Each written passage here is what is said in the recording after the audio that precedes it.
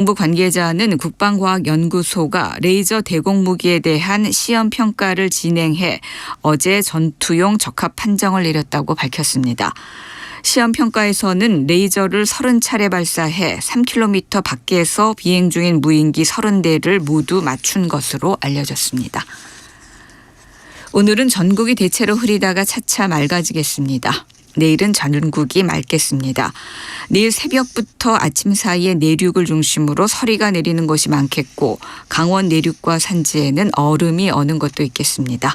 내일 아침 기온은 서울 7도 등 전국이 2도에서 9도로 오늘보다 3도에서 5도가량 낮겠고 낮 최고 기온은 서울 20도 등 전국이 16도에서 24도로 오늘보다 5도에서 9도가량 높겠습니다. KBS 제1라디오 5시 뉴스 아나운서 태희경입니다. KBS 대한민국 중심 채널 KBS 1라디오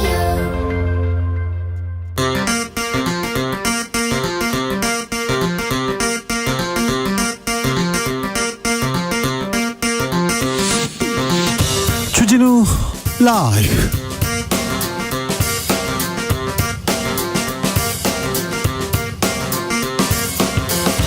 (2023년 4월 26일) 수요일입니다. 안녕하십니까, 주진우입니다. 대한민국 1호 영업사원 윤석열 대통령 이틀째 미국 순방 일정 이어가고 있습니다. 그런데요, 순방보다는 잡음이 부각되는 이유는 뭘까요? 순방 때마다 국민들은 왜 가슴을 졸이는 걸까요? 김성태 국민의힘 상임의장에게 들어보겠습니다.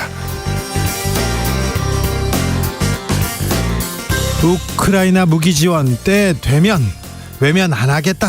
윤석열 대통령 전쟁 앞으로 한 발짝 더 갔습니다. 한미 정상회담에서 핵우산 명시한다고 하는데 한반도 안보에는 어떤 영향 미칠까요? 지금은 글로벌 시대에서 살펴봅니다. 민주당 돈봉투에서 벗어날 돌파구 보이지 않습니다. 위장 탈당 논란이 있었던 민영배 의원은 오늘 복당했습니다. 국민의힘에서는 주어가 없다는 철진한 레퍼토리 다시 들고 나왔는데요. 좀 망신당했습니다. 공동혁신구역에서 청년 정치인들은 어떻게 보는지 들어보겠습니다. 나비처럼 날아 벌처럼 쏜다. 여기는 주진우 라이브입니다. 오늘도 자중자애 겸손하고 진정성 있게 여러분과 함께 하겠습니다. 4월이고 봄입니다. 운동해야 되겠어, 아니면 요가해야 되겠어, 공부해야 되겠어, 이렇게 생각하시는 분들 좀 많아요. 저도 지난 겨울부터 불교 공부하고 있는데요. 네, 불교 철학 이렇게 책을 읽고 얘기를 들으면 들을수록 좀 느끼는 바가 좀 있습니다. 제 친구는요, 취미로 너무 스트레스 쌓이고 힘들어 그러면요, 수학 문제를 풀더라고요. 수학 문제를. 제정신인가 이런 생각도 하는데 또 네, 뭐 엑소쌤 같은 사람은 그럴 수도 있어요. 철학책, 아주 어려운 책을 읽는다, 그런 사람도 있어요. 가끔 효과가 있어요. 도스토옙스키, 막 톨스토이 아주 막 두꺼운 책 읽잖아요. 그러면은 현실에서 약간 떠나가게 됩니다. 자, 뭐 아무 상관 없어도 좋습니다. 그냥 좋습니다. 저는요, 이런 취미 갖고 있습니다. 이런 취미 이렇게 소개합니다. 어떤 취미 추천해 주실지 알려주십시오. 자, 소개팅 멘트 같지만, 네, 저는 어떤 취미를 갖고 있습니다. 이렇게 알려주시면, 네, 감사하겠습니다. 샵 9730, 짧은 문자 50원, 긴 문자는 100원이고요. 콩으로 보내시면 무료입니다. 그럼 주진우 라이브 시작하겠습니다.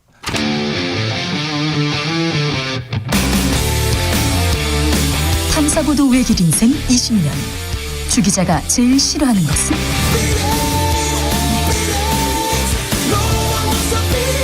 이 세상에서 비리와 부리가 사라지는 그날까지, 오늘도 흔들림 없이 주진우 라이브와 함께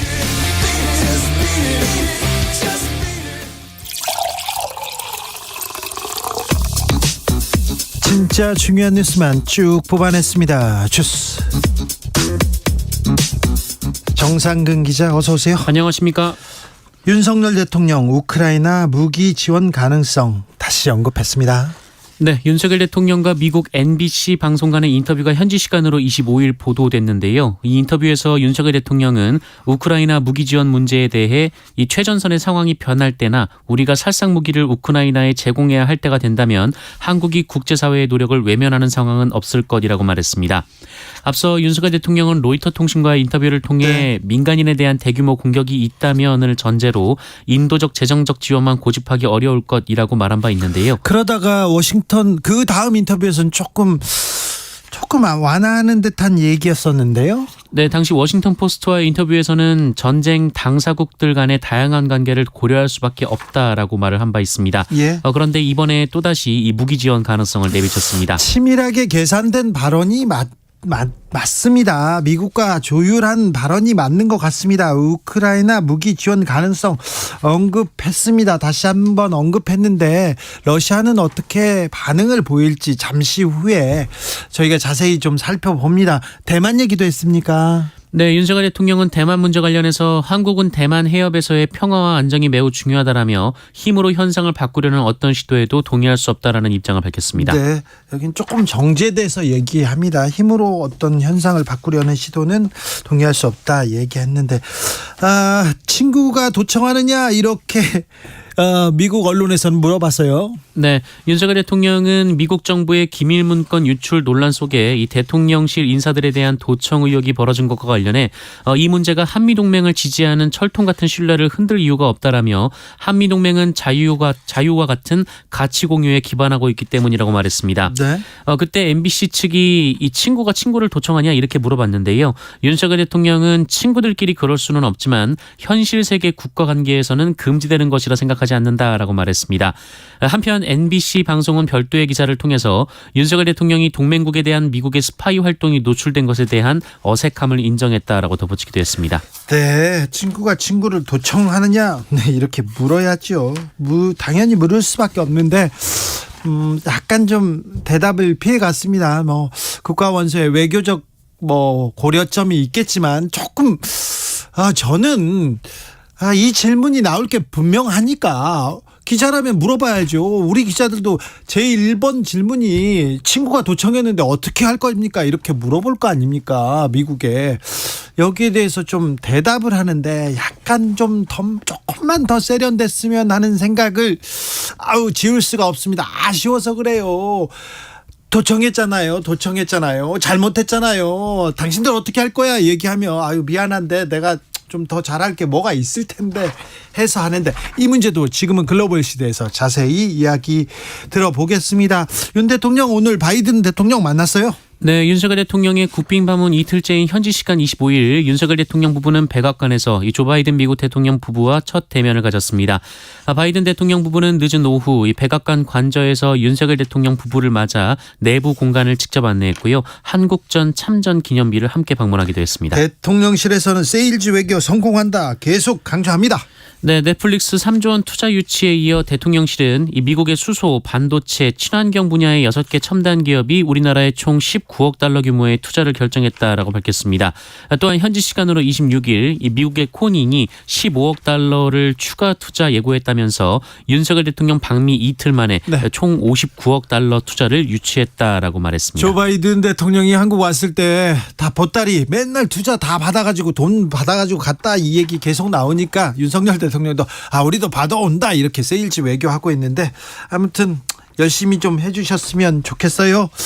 잘 좀 해주셨으면 좋겠습니다. 자, 미국 순방을 어떻게 바라보는지 언론은 어떻게 바라보는지 어떤 점을 주목해서 보는지는 제가 좀 정리해 드릴게요. 1분에서 말입니다.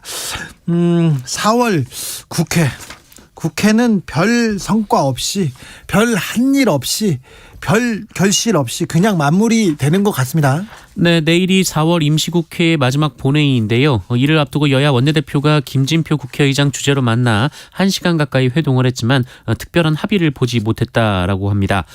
특히 전세 사기 대책 마련이 시급한데요. 여야는 내일 본회의에서 관련 입법이 필요하다는 데에는 공감대를 형성했으나 지방세보다 세입자의 임차보증금을 우선 변제하는 내용의 이 지방세 기본법 개정안 정도만 처리가 될 것으로 보입니다. 전세 사기 피해자 그리고 한국토지주택공사의 우선 매수권 부여 등을 골자로 하는 정부 여당이 추진 중인 특별법은 내일 발의될 예정이어서요. 네. 이 4월 임시국회에서는 처리가 불가능합니다. 우리는 좀 더 국민 수준에 맞는 좀 더 나은 국회의원들을 가질 자격이 있습니다. 우리 국민들 얼마나 성실하고 열심히 일하고 또 노력하고 위대합니까? 그런데 정치권 이 모양입니다. 국민의힘 무슨 뉴스 기억나십니까? 정광훈 목사 얘기만 기억나지 않습니까? 민주당 뭐합니까? 돈봉투 얘기만 나오지 않습니까? 그런데도 개혁하겠다, 잘못했다, 쇄신하겠다, 더 혁신하는 모습 보여주겠다, 국민 속으로 들어가겠다. 아니 국민 아니에요. 항상 국민 속으로 무슨 논란만 이러면 국민 속으로 국민 앞으로 얘기하는데 당신들 국민 아닙니까? 잘 생각해 보시자고요. 우리가 좀 더 나은 정치인들, 좀 더 나은 국회의원들, 좀 더 나은 지도자들 가질 자격이 충분한데 관심 가져야 됩니다. 잘못하고 있다. 너희들 뭐하고 있냐 얘기를 해야 되는데 예전에는 선거 앞두고는 우리가 뼈를 깎겠다, 자성한다, 쇄신한다 이런 얘기 많았는데 요즘은 없어요. 이런 소리도 없는데 아이고 참 뭐하고 계신지. 자, 이럴 때일수록 국민이 눈 부릅뜨고 잘못하는 거 지적해야 됩니다. 뭘 하고 있는지 지적하고 쳐다봐야 됩니다. 순방 잘하고 있는지, 그리고 국민의힘 잘하고 있는지, 민주당 야당도 잘하고 있는지 보시자고요. 자, 위장 꼼수 탈당 논란이 있었던 민영배 의원 민주당에 복당했습니다. 네, 지난해 검찰 수사권 조정 법안이 법제사법위원회를 통과하는 과정에서 이 민주당을 탈당해 이른바 꼼수 탈당 논란이 제기됐던 무소속 민영배 의원이 민주당에 복당했습니다. 박홍근 민주당 원내대표는 민영배 의원은 불가피하게 이 소신에 따라 탈당이라는 대의적 결단으로 검찰 수사권 조정 입법에 동참했었다라며 민영배 의원이 복당한다라고 밝혔습니다. 민주당은 민영배 의원을 이 본인의 요청이 아닌 이 당의 요구에 따른 특별 복당 형식으로 받기로 했습니다. 자, 민영배 의원 당의 요구에 따라서 복당했다 이렇게 얘기하면 당의 요구에 따라서 지금 나갔다가 지금 다시 들어왔다 이렇게 봐야 되겠는데, 내년 총선에 이제 불이익 받지 않도록 당에서 먼저 이렇게 모셨는데요. 이 부분은 국민들이 어떻게 생각할지 청년 정치인들한테 한번 물어볼게요. 저는 개인적으로 이 문제가 가장 심각한 것 같습니다. 우리 사회의 양극화 문제와 그리고 계속해서 출생아가 줄고 있다는 점 말입니다. 네, 올해 2월 출생아 수가 2만 명 아래로 내려가면서 2월 기준 사상 최소치를 기록했습니다. 통계청이 오늘 발표한 2월 인구 동향에 따르면 지난 2월 출생아 수는 19,939명이었는데요. 전년 동월 대비 766명이 감소했습니다. 네. 월 출생아 수는 지난 2015년 12월부터 87개월째 전년 동월 대비 감소하고 있는데요. 네. 참고로 월간 최저치는 지난해 12월에 16,803명이었습니다. 출생아가 계속 줄어들고 있다. 사회적 현상이라고도 할 수 있지만 우리 사회가 양극단으로 극단적으로 갈린 상태에서 중간에 있는 사람들 그리고 서민들은 너무 힘들어요. 이게 살기 어려워요. 그리고 삶을 권해주고 싶지 않아요. 이렇게 생각한다. 이런 생각이 너무 짙다 이렇게 고민해야 됩니다. 그래서 우리가 좀 더 나은 사회, 밝은 사회를 위해서 좀 노력해야 되는데 이런 부분이 좀 부족한 것 같습니다. 극단적으로 싸움만 하고 있어요. 그래서 이런 고민, 우리는 불행하다, 우리 사회는 불행해요, 이런 사회가 어떻게 건강하다고 볼 수 있어요. 이런 고민을 좀 더 많이 해야 됩니다. 철학적 고민 말입니다. 서울대와 고려대 앞으로 학폭을 정시에 반영하기로 했어요. 네, 서울대, 고려대 등 21개 대학이 현재 고등학교 2학년에게 적용되는 2025학년도 대입 정시 모집부터 학교폭력 조치 사항을 반영한다라고 발표했습니다. 네. 앞서 지난 12일 이 교육부는 학폭 근절 종합대책을 발표했었는데요. 이에 따르면 2026학년도부터 모든 대입 전형의 학폭 조치를 의무 반영해야 합니다. 하지만 21개 대학은 사회적 분위기 등을 고려해서 1년 먼저 정시의 학폭 조치를 반영한다라고 밝혔습니다. 네. 학생부 종합 전형의 경우 112개 대학교가 학폭 조치를 반영할 방침이고요. 논술 전형에서도 건국대와 한양대 등 9개 대학, 체육 특기자 전형을 제외한 실기 실적 전형에서도 서울대, 연세대, 고려대 등 25개 대학이 학폭 조치 사항을 반영한다라고 밝혔습니다. 체육 특기자는 왜 뺐어요? 모든 대학교가 이 학폭 조치를 반영하게 됩니다. 그래요? 네. 체육 특기자의 경우에 대해서도 네, 체육 관련해서는 이 폭력이 좀 논란이 되면서 그렇죠. 이미 조치가 완료된 상태입니다. 그렇죠. 더 해야 돼요. 아직도 부족합니다. 체육 특기자. 제 친구들도 체육 특기자로 많이 가는데요. 너무 많이 때린다고 선배들이 때린다고 선배를 때리고 운동 그만두고 많습니다. 네. 네, 제 친구 네. 이름을 말할 뻔했네. 전세 사기 피해자들이 특별법 제정 촉구했습니다. 네, 전세 사기 피해자와 시민단체들로 구성된 지원단체는 오늘 이 보증금 채권 매입 방식 등 실질적인 구제 방안이 포함된 특별법을 제정해 줄 것을 국회에 요구했습니다. 이들은 국회의사당 앞에서 기자회견을 열고 이 당정이 추진하는 특별법은 수많은 피해자를 사각지대에 방치할 가능성이 크다라며 이 보증금 반환 채권을 정부에서 매입하는 방안을 담아야 한다라고 밝혔습니다. 당정은 이 보증금 반환 채권 매입은 국민 혈세를 사기 피해 보상에 쓰는 것이라면서 이 형평성 문제 등을 들어 반대하고 있는데요. 네. 시민단체들은 혈세 낭비 프레임에 피해자들이 피가 거꾸로 솟는다라면서 이 금융권의 부실한 부동산 프로젝트 파이낸싱 채권은 매입하면서 이 전세 사기 구제 대책은 혈세를 운운한다라고 비판했습니다. 네, 전세 사기 피해자들이 특별법을 만들어 달라고 촉구하고 있습니다. 중대재해처벌법에 대해서 많은 논란이 있습니다. 그런데 너무 더디다 이런 얘기 있었는데 오늘 기업 대표가 처음으로 실형 판결 받았습니다. 네, 중대재해처벌 등에 관한 법률 위반 등 혐의로 기소된 한국제강의 대표이사가 1심에서 징역 1년의 실형을 선고받고 법정 구속이 됐습니다. 예. 지난해 중대재해처벌법이 시행된 이후 원청 대표이사가 구속된 것은 이번이 처음입니다. 처음입니다. 한국제강 대표이사는 지난해 3월 16일 이 경남 함안의 한국제강에서 작업 중이던 60대 노동자가 1.2톤 무게의 방열판에 다리가 깔려 숨진 것과 관련해 안전조치 의무를 다하지 않은 혐의로 기소됐습니다. 재판부는 한국제강에서는 그동안 산업재해가 빈번히 발생했으며 이 중대재해처벌법 시행 이후에도 안전 책임을 다하지 않았다라면서 이 노동 종사자의 안전을 위협하는 구조적 문제가 드러난 것으로 엄중한 처벌이 불가피하다라고 판결했습니다. 네.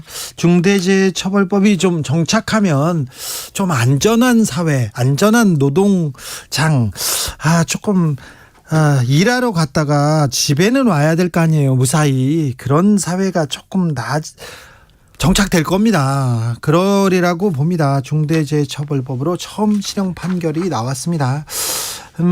아직도 코로나 환자들 많습니다. 새로운 전파력이 매우 강력한 변이가 국내에 유입됐습니다. 네, 인도를 중심으로 빠르게 확산 중인 코로나19 XBB.1.16 변이가 국내에도 이미 유입됐다라고 당국이 밝혔습니다. 네. 중앙방역대책본부는 해당 변이는 지난달 9일 국내에서 처음 검출됐고 현재까지 152건이 확인됐다라고 밝혔습니다. 전파력이 매우 강하다면서요? 네, 이전에 오미크론 변이보다 1.1에서 1.2배 강하고 면역 회피 특성도 크며 이 감염이 되면 결막염 증세가 나타나는 특성이 있는 것으로 알려졌습니다. 눈동자, 눈 주변 계속 비비고 아프고 그랬는데, 저는 자주 그랬었는데, 이거 뭐지? 이런 생각합니다. 저거 감기 들었을 때도 눈을 비비는 게 약간 습관인가 이런 생각도 했는데, 그런 분들은 조금 조심하셔야 됩니다. 네, 이 변이는 인도와 미국 등에서 증가세를 보이고 있는데요. 이 세계보건기구는 이 변이를 관심 변이로 지정했습니다. 네. 다만 중증도가 증가한다는 보고는 현재까지 나오지 않은 것으로 알려졌습니다. 그리고 중대본은 이번 주 코로나19 확진자가 하루 평균 12,609명으로 전주 대비 18% 증가했다라고 밝혔습니다. 신규 확진자 3명 중 1명은 2번 이상 감염된 재감염자이고요. 이 감염 재생산 지수도 1.08로 소폭 올라갔습니다. 마약 의심 신고를 받은 여중생들이 있다는 얘기 해드렸는데요. 알고 보니 일본 감기약을 먹었다고요?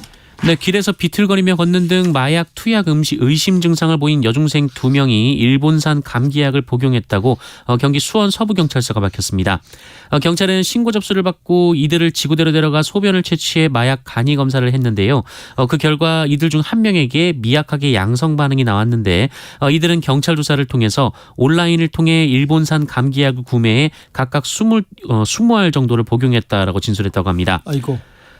네, 두 여학생이 먹었다는 일본 감기약에 있는 성분 중에 이 덱스트로메트로판이라는 성분이 있는데요. 이 기침과 가래를 완화하는 효과가 있지만 고용량을 복용할 시 환각 증상이 나타날 수 있어서 국내에서는 마약류 관리법에 의해 규제가 되고 있습니다. 감기약도 또 특정 약도 이렇게 많이 먹고 그러면 환각 증세가 나옵니다. 마약하고 비슷한 뭐라고 해야 되나요? 영향을 미치게 되는데 이런 부분에 대해서도 좀 조심해야 됩니다. 요즘 뭐 중학생, 고등학생들 뭐 이런 뉴스가 나옵니다. 예전에도 없었던 건 아니에요. 하지만 요즘은 많이 나와서요. 이런 얘기가 각별히 학교 그리고 가정에서 이런 부분에 대한 교육 좀 필요한 것 같습니다. MB가 공연장 나들이 갔다 그 기사는 없습니까? 네, 오늘 준비하진 않았습니다. 네. 검찰이 수조 원대 회사를 이렇게 실소유주라고 이렇게 찾아주고 돈도 많으신데 추징금은 내셨으면 좋겠다 이런 생각을 저는 해봅니다. 주스 정상근 기자 취미는 뭡니까? 아, 갑자기요? 네. 취미 갑자기 이 취미를 물어보시니까 갑자기 물어봐야죠. 네. 뭐 마땅히 생각나는 취미는 없습니다. 먹는 거 말고? 네. 네. 그걸 빼니까 더 없네요. 아, 그렇습니까? 네. 안녕히 가세요. 네, 고맙습니다. 네. 전국 취미 자랑 한번 들어보겠습니다. 어떤 취미 있습니까? 공부가 취미라고요. 네, 취미 좀 추천해 주세요. 얘기합니다. 5145님께서 점심시간에요. 도장 깨기 하듯 맛집 탐방하는 게 취미입니다. 정상근 기자랑 비슷하네요. 회사 근처 맛집은 다 깨고요. 점점 멀리 있는 맛집 찾아다 보니까 점심시간 점점 부족해집니다. 제 친한 지인도 저희 형님도 이게 맛집 탐방 수십 년 전부터 하셨는데 백령도에 냉면집이 맛있다 막 그런 얘기를 해가지고 제가 백령도 취재 갔을 때 그 많은 해산물 빼고 냉면을 한번 먹으러 갔어요. 그래가지고 맛이 괜찮네 이렇게 해가지고 왔는데 나중에 주방에 있는 휴지통 보니까 땡수 냉면 이런 거 있잖아요. 봉지에 들어있는 그 냉면이더라고요. 네. 아니 근데 백령도 냉면 맛있습니다. 다른 집은 맛있었을 거예요. 박상우님 제 취미는요 서점 가는 겁니다. 책 사는 걸 너무 좋아합니다. 그런데 문제는 제가 책 읽기를 싫어한다는 거예요. 책 사는 거 좋아하시는 분이요 책 읽기 좋아하게 돼 있어요. 책방 가잖아요. 책 사고 싶잖아요. 책 읽고 싶어집니다. 이거 잘하시는 거예요. 아유 박상우님 훌륭합니다. 책 읽기로 가는 첫 단계는 아주 잘 꿰셨어요. 잘 하셨어요. 잘 시작하셨습니다. 우혜진님 제 취미는 영어 단어 보기입니다. 영어 단어요? 아이의 영어 공부를 봐주고 있는데요. 아이가 어려운 질문할까봐 단어 하나라도 더 보려고 하고 열심히 영어 공부하고 있어요. 아 그렇군요. 아이를 위해서 제 친구 중에 중학교 친구인데요. 이 친구는 제가 보기에는 한글을 제대로 읽지 못합니다. 중학교 때 못 읽었거든요. 그런데 그 친구한테 전화를 해가지고 친구한테 나오라고 야 친구야 나와 이렇게 했더니 뭐하니 그랬더니 자식 공부를 가르치고 있다는 거예요. 그래, 야, 너 한글 못 읽잖아. 그러니까 그런 소리 말라면서 하는데 공부를 이거 뭐 자식을 위해서 공부하고 그렇죠. 1471님 저희 조카는요 공부할 때 집중 안 되면 수학 문제 풀고 그랬습니다. 그러더니 지금 수학 선생님 하고 있습니다. 이런 분이 있어요. 제 친구도 그런 친구 있어요. 유성환님 저희 취미는 봄, 여름, 가을에는 야구 보기, 겨울에는 배구 보기입니다. 겨울에는 농구도 보시고 괜찮습니다. 저랑 비슷하네요. 봄, 여름, 가을 그리고 겨울에 축구합니다. 그냥 축구도 보시고요. 그리고 또 뭐 하키도 하고요. 괜찮습니다. 스포츠 팬들은 또 이렇게 다 돌아가면서 합니다. 김일현님 저는 노래 부르는 거 좋아해서요 문화센터 성악을 배우는데요 이제 높은 음도 잘 냅니다 곧잘. 김일현님 노래 부르는 건 네 좋네요. 2144님 내 나이 80인데 하모니카를 불고 있습니다. 하모니카 좋죠. 네. 석양의 하모니카라. 네. 좋네요.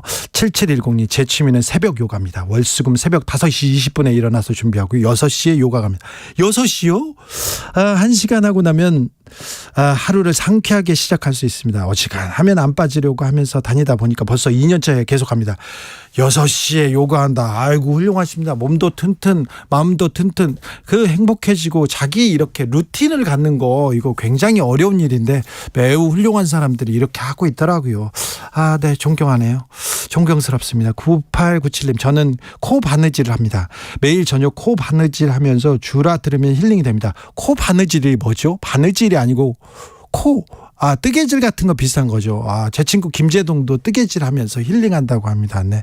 주 기자님 방송이 많이 세련되어졌습니다. 그래요? 감사합니다. 그러니까 뭐 네. 괜히 부끄럽네요. 교통정보센터 다녀올게요. 정현정 씨. 네, 퇴근길 도로 상황입니다. 먼저 경부고속도로 서울 쪽인데요. 기흥 동탄에서 신갈분기점까지는 10km가량 정체고요. 판교분기점에서 짧게 막히다가 달래내 고개에서 반포까지 정체 심합니다.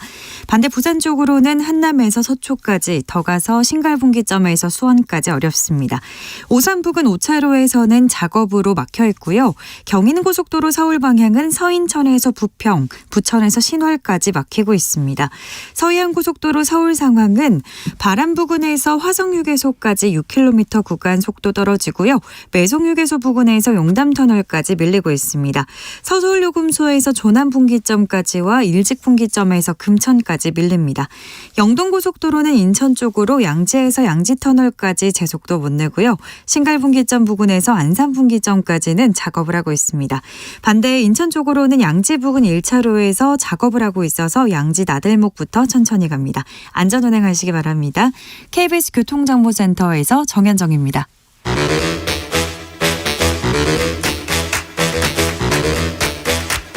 이것이 혁신이다. 여야를 내려놓고 관습을 떼버리고 혁신을 외쳐봅시다. 다시 만난 정치 공동혁신구역. 수요일 주진우 라이브는 정쟁 비무장지대로 변신합니다. 대한민국을 위해서 날선 공방은 환영하도록 하겠습니다. 주라가 지정했습니다. 여야 혁신위원장 세 분 모셨습니다. 김용태 국민의힘 최고위원. 네, 안녕하세요. 김용태입니다. 국민의힘 전 최고위원 김용태 나왔습니다. 류호정 정의당 원내대변인. 네, 류호정입니다. 류호정 의원 오셨습니다. 용해인 기본소득당 대표 어서 오세요. 네, 안녕하세요. 용해인입니다. 잘 지내시죠? 네, 잘 지내고 네. 있습니다.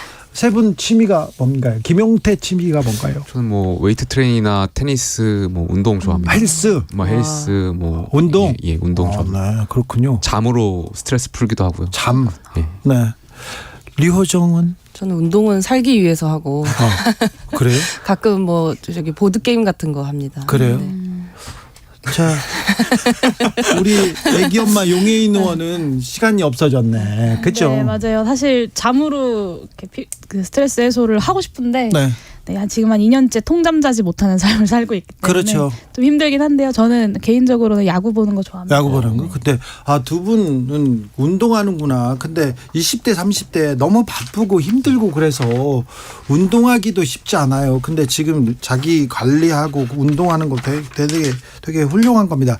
젊은 분들 이제 직장생활 처음 시작하고 결혼 신혼생활 처음 시작하시는 분들은 직장하고 집하고 이렇게 거리가 있는 분이 많잖아요. 처음 시작할 때. 전 출퇴근 시간으로 한 서너 시간 쓰니까 이게 뭔가 이게 사는 건가 막 그런 생각이 들어요. 항상 집에 왜 들어가야지 그런 고민에 항상 시달렸는데 운동을 하신다니 대단히 또 좋네요. 네, 훌륭합니다. 자, 좋은 것 같지가 않은데요. 잘하고 있어. 할 말이 없으신 것 같은데. 아니 진행자분께서는 뭔가 다른 그러면 의도가 있으셨던 취미가 것 같은데. 아니 저는 뭐 사람 만나고요. 운동은 안 해요. 운동은 못 합니다. 운동은 한 하루에 1분 합니다. 1분. 자, 오늘 이거부터 여쭤봐야 되겠는데 윤석열 대통령 미국 순방 중입니다. 그런데 순방보다 일본 관련된 인터뷰 내용이 더 큰 논란이 됐었는데요. 어떻게 보셨어요? 류정원? 사실 이번 논란 처음은 아니잖아요. 그 대통령이 외신 인터뷰로 논란 만들고 뭐 오역이니 뭐니 하다가 들킨 건 처음이 아니지 않습니까? 작년에 1년 전에도 페미니스트라고 인터뷰했다가 문제가 되자 원문과 다르다라고 하다가 그때 실제 원문을 공개해서 망신사고. 근데 지금 같은 기자 상대라고 하더라고요. 이번엔 네. 주어가 없다고 했죠. 주어가. 네. 그래서 이게 실패해서 교훈을 얻지 못하신 것 같다. 그런 생각이 좀 들었고요. 사실 일단 오역이라고 주장한다는 건 본인들이 보기에도 국민의힘 본인들이 보기에도 이거는 좀 문제가 되겠다 싶었다는 거 아닐까요? 네. 용해인 의원? 네, 오죽했으면 국민의힘조차도 이 발언의 주어를 일본어로 해석해야 상식적이다라고 판단을 했다고 하죠.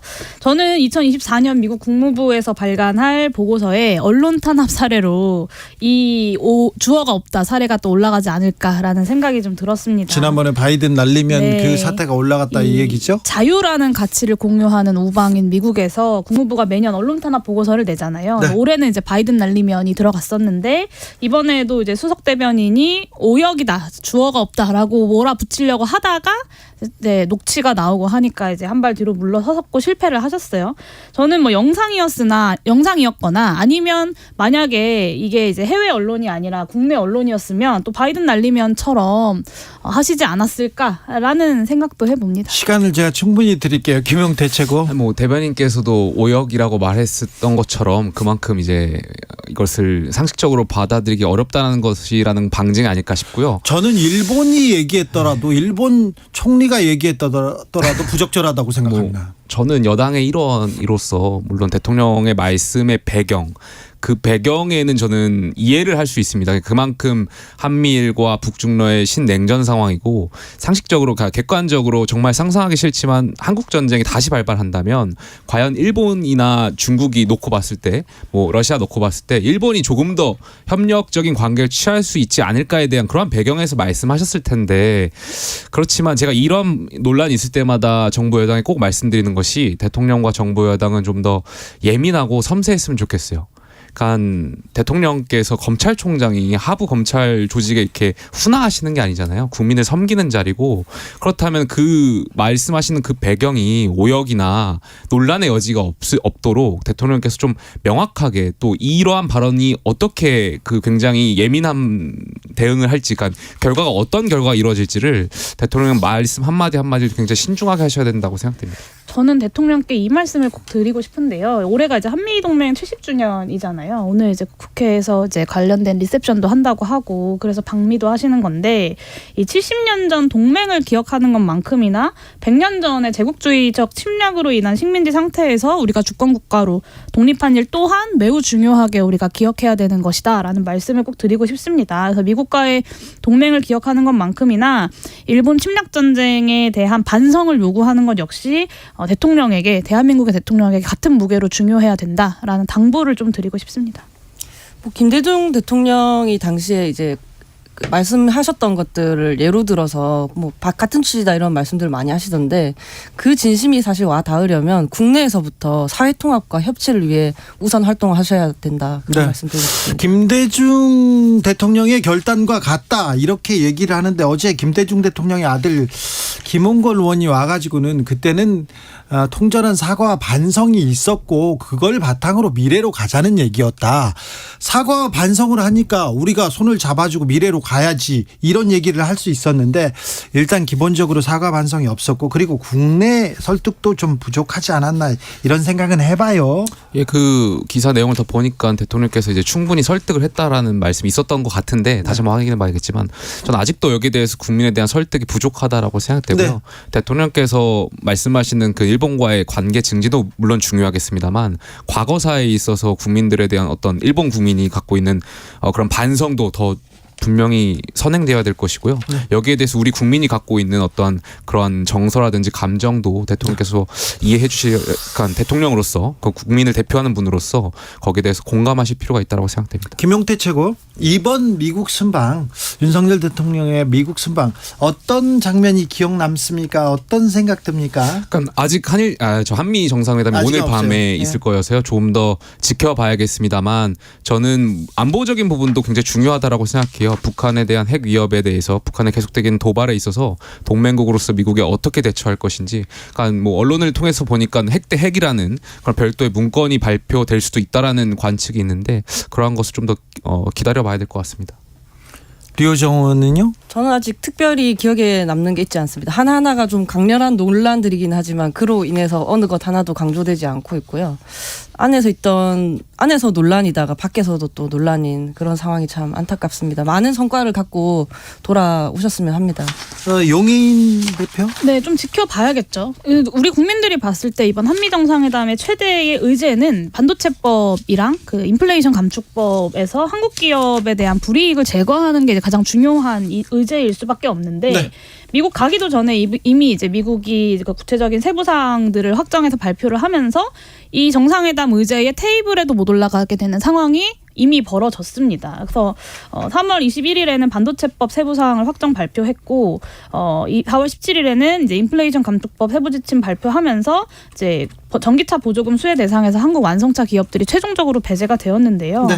이 남은 방미 일정 동안 과연 이미 미국이 이렇게 확장해서 발표해버린 것에 대해서 어떤 성과를 기대할 수 있을까? 저는 좀 기대하기 어렵다라고 보여지고 최근에 뭐 8조 원 영업사원 뭐 이런 얘기도 하시던데 이 최대 현안인 이 그 IRA법과 반도체법 관련된 무성과를 가리기 위한 숫자 노름에 불과하다라는 좀 생각을 가지고 있습니다. 아직 순방이 끝난 게 아닌데 아무튼 세일즈 외교도 하고 경제에서도 좀 성과를 좀 내셨으면 국익을 위해서 미국한테도 할 말을 하는 그런 대통령이 되셨으면 좋겠어요. 또 도청에 대해서도 한마디 하고 막 국익을 위해서 반도체에 대해서도 한마디 하면 국내에서 이 사람 봐라 잘하네 이런 얘기가 나올 텐데. 그런데 안 그러셨잖아요. 그 NBC 뉴스 네. 인터뷰에서 친구가 친구를 염탐합니까? 라는 앵커의 질문에 가장 중요한 것은 신뢰다. 신뢰가 있으면 흔들리지 않는다 답변하셨잖아요. 근데 저는 이걸 보면서 대사를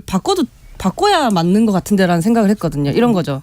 앵커가 도청으로 인해서 이 한미 관계가 흔들릴까 우려하는 마음으로 가장 중요한 것은 신뢰가 아니겠습니까? 라고 질문을 하면 네. 대통령이 친구가 친구를 염탐합니까? 라고 반문하는 거죠. 오히려 이게 자연스러워 보이는데 정말 이게 얕잡아 보일 것 같아서 이 걱정입니다. 질문이 나올 게 뻔한데 분명한데 여기에 대해서 대통령실에서 조금 슬기로운 대사 슬기로운 대화를 준비했다면 훨씬 좋았을 텐데 효과적이었을 텐데 그렇습니다. 사실 미국이 도청하다가 이게 염탐하다 걸렸잖아요. 그런데 여기서 한마디를 대통령이 잘하고 넘어간다. 허허 이거 봐라. 간단치 않네. 오히려 이런 위기가 기회가 될 수도 있는데 조금 아쉽다. 국민 정서에도 모자란다. 이렇게 얘기도 나옵니다. 그런데요. 우리 여기 혁신위원 이거 단골 손님이었던 우리 장경태 최고가 윤 대통령이 화동한테 뽀뽀했는데 그거를 성적 학대다 이렇게 얘기했는데 요거는 어떻게 생각하세요? 젊은 정치인들은? 전 한마디도 하기 싫더라고요. 그냥 왜? 논평도 하기 싫고 네. 시민들도 비슷한 마음일 것 같아요. 고소하고 뭐 고발하고 서로 미워하고 혐오하고 그래 백날 싸워봐라. 나는 관심 없다 이렇게 생각하실 것 같고 근데 저희가 꼭 이 뭐 장경태 의원님이나 이 지금 분들뿐만 아니라 막말 정치 굉장히 많이 지적받았잖아요. 네. 좀 이제 좀 정신을 차려야 되지 않을까 싶습니다. 네. 그러니까 저는 조금 전에 용해인 의원께서 이제 그 8조 대한민국에서 유치한 거에 대해서 그러니까 그것이 만약 IRA나 그저 반도체법을 가리기 위한 것 아니냐라는 이제 의문을 던져주셨는데 저는 그러니까 장경태 의원님도 그렇고 비토크라시가 만연해 있는 것 같아요. 그러니까 반대를 위한 반대를 좀 야당이 하는 것 같아서, 그러니까 대통령께서 잘하는 거에 있어서는 물론 이제 8조 원 더 이제 유치해 오겠지만 여기에 대해서는 야당에서도 칭찬할 것은 전 칭찬해 주셔야 된다고 생각되고요.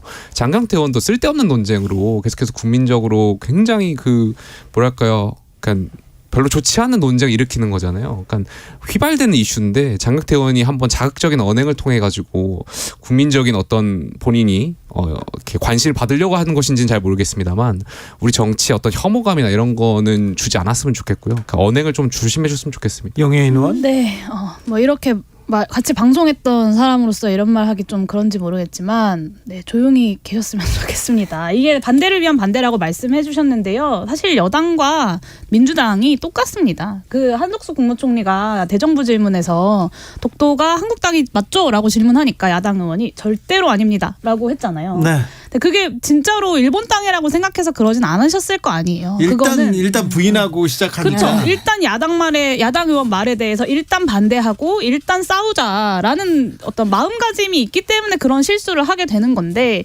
저는 이 면에서는 여당도 그리고 야당도 별로 국민들 앞에서 고개를 들 수 없는 상황 아닌가라고 말씀드릴 수밖에 없을 것 같습니다.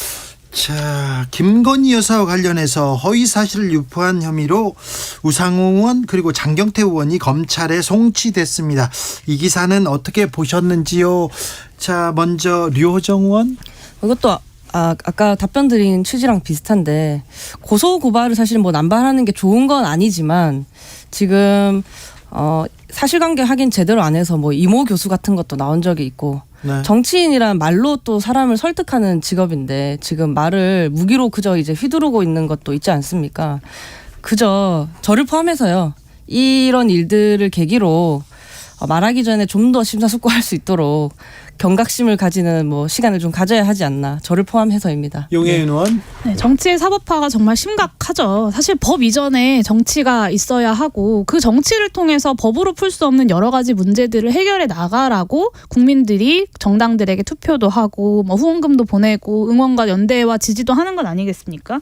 그런데 김건희 여사에 대해서 뭐 이런저런 말들을 한 것에 대해서 이렇게 고발을 통해서 사법적 조치들을 취해 나가면서 뭐 야당과 혹은 국회와의 어떤 존중도 없고 논의도 없고 협치도 없는 대통령실의 모습은 그냥 이런 말이 허위 사실이었다라는 어떤 명분으로 정당화될 수 있는 건 아닌 것 같고요.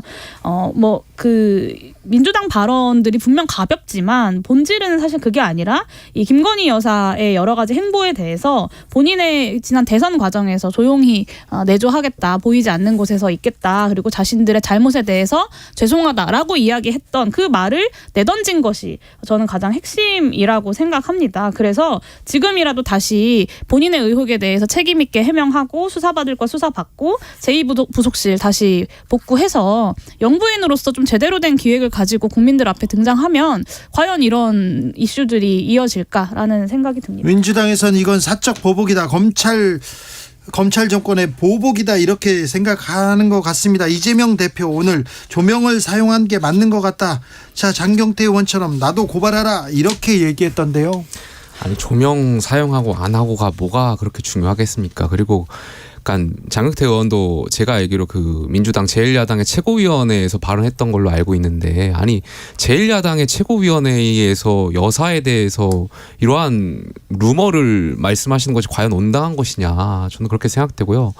쓸데없는 이야기들 계속 하고 있는 것이라고 생각되고요. 정치가 전반적으로 하향평준화된 것 같아요. 근데 여기에 대해서는 일단 민주당이 어떤 반성이나 사과가 있어야 될 것 같고요. 또 대통령실도 말씀한 대로, 그러니까 용혜인 의원 말씀하신 대로 정치 사법화는 지향해야 된다고 생각해요. 그러니까 그렇죠. 대화 타협을 통해서 이 부분 네. 좀 해결됐으면 좋겠습니다. 이걸 고소 고발할 것인가, 뭐 여기에 대해서는 좀 정치가 사라졌다, 실종됐다, 이런 얘기는 계속 나와요. 이재명 대표의 화법에 대해서 최근에 계속 얘기가 됩니다. 지금 송영길 돈봉투 사건, 송영길 전 대표는 이렇게 탈당하고 기자회견을 했습니다. 그 질문을 언론에서 계속 묻고 있고요. 거기에 김연아는요, 박순자는요, 이런 식으로 대응하고 있는데 이 점은 어떻게 보시는지요, 김용태? 야당 대표로서의 적절한 발언은 아니었죠. 그 말씀하시는 그 발언에 내포된 의미는 국민의힘도 잘못하고 있는데 왜 민주당만 향해서 그러냐, 억울하다, 이런 표현이 있는 거잖아요. 국민의힘이 워낙 또 잘못하니까 최고위원회에서 보면 거기에 대해서, 그러니까 민주당 대표가 제1야당 대표로서 본인을 향한 사법 리스크 의혹도 있고 또 네. 전직 대표를 향한 돈봉투 의혹이 있는 이 와중에 제1야당 대표가 만약에 그 자리에서 죄송합니다, 여기까지 하겠습니다 라고 했으면 국민들이 오히려 더 민주당을 향해 가지고 지금만큼보다는 더 조금 좋게 보지 않았을까에 대한 아쉬움이 있고요. 야당 대표로서 좀 발언이나 이런 것을 좀 싸우려고만 들지 마시고 어떤 처해진 어떤 그런 현상이나 현안에 대해서 좀 반성할 필요가 있지 않나 생각됩니다. 용혜인 대표? 네, 말씀하신 대로 야당 대표로서 적절한 발언은 아니었죠. 물론 이제 정치 검찰의 이 편향된 수사에 대한 어떤 억울한 마음도 있을 수 있고 이 사안 자체에 대한 억울한 마음도 있을 수 있지만, 어쨌든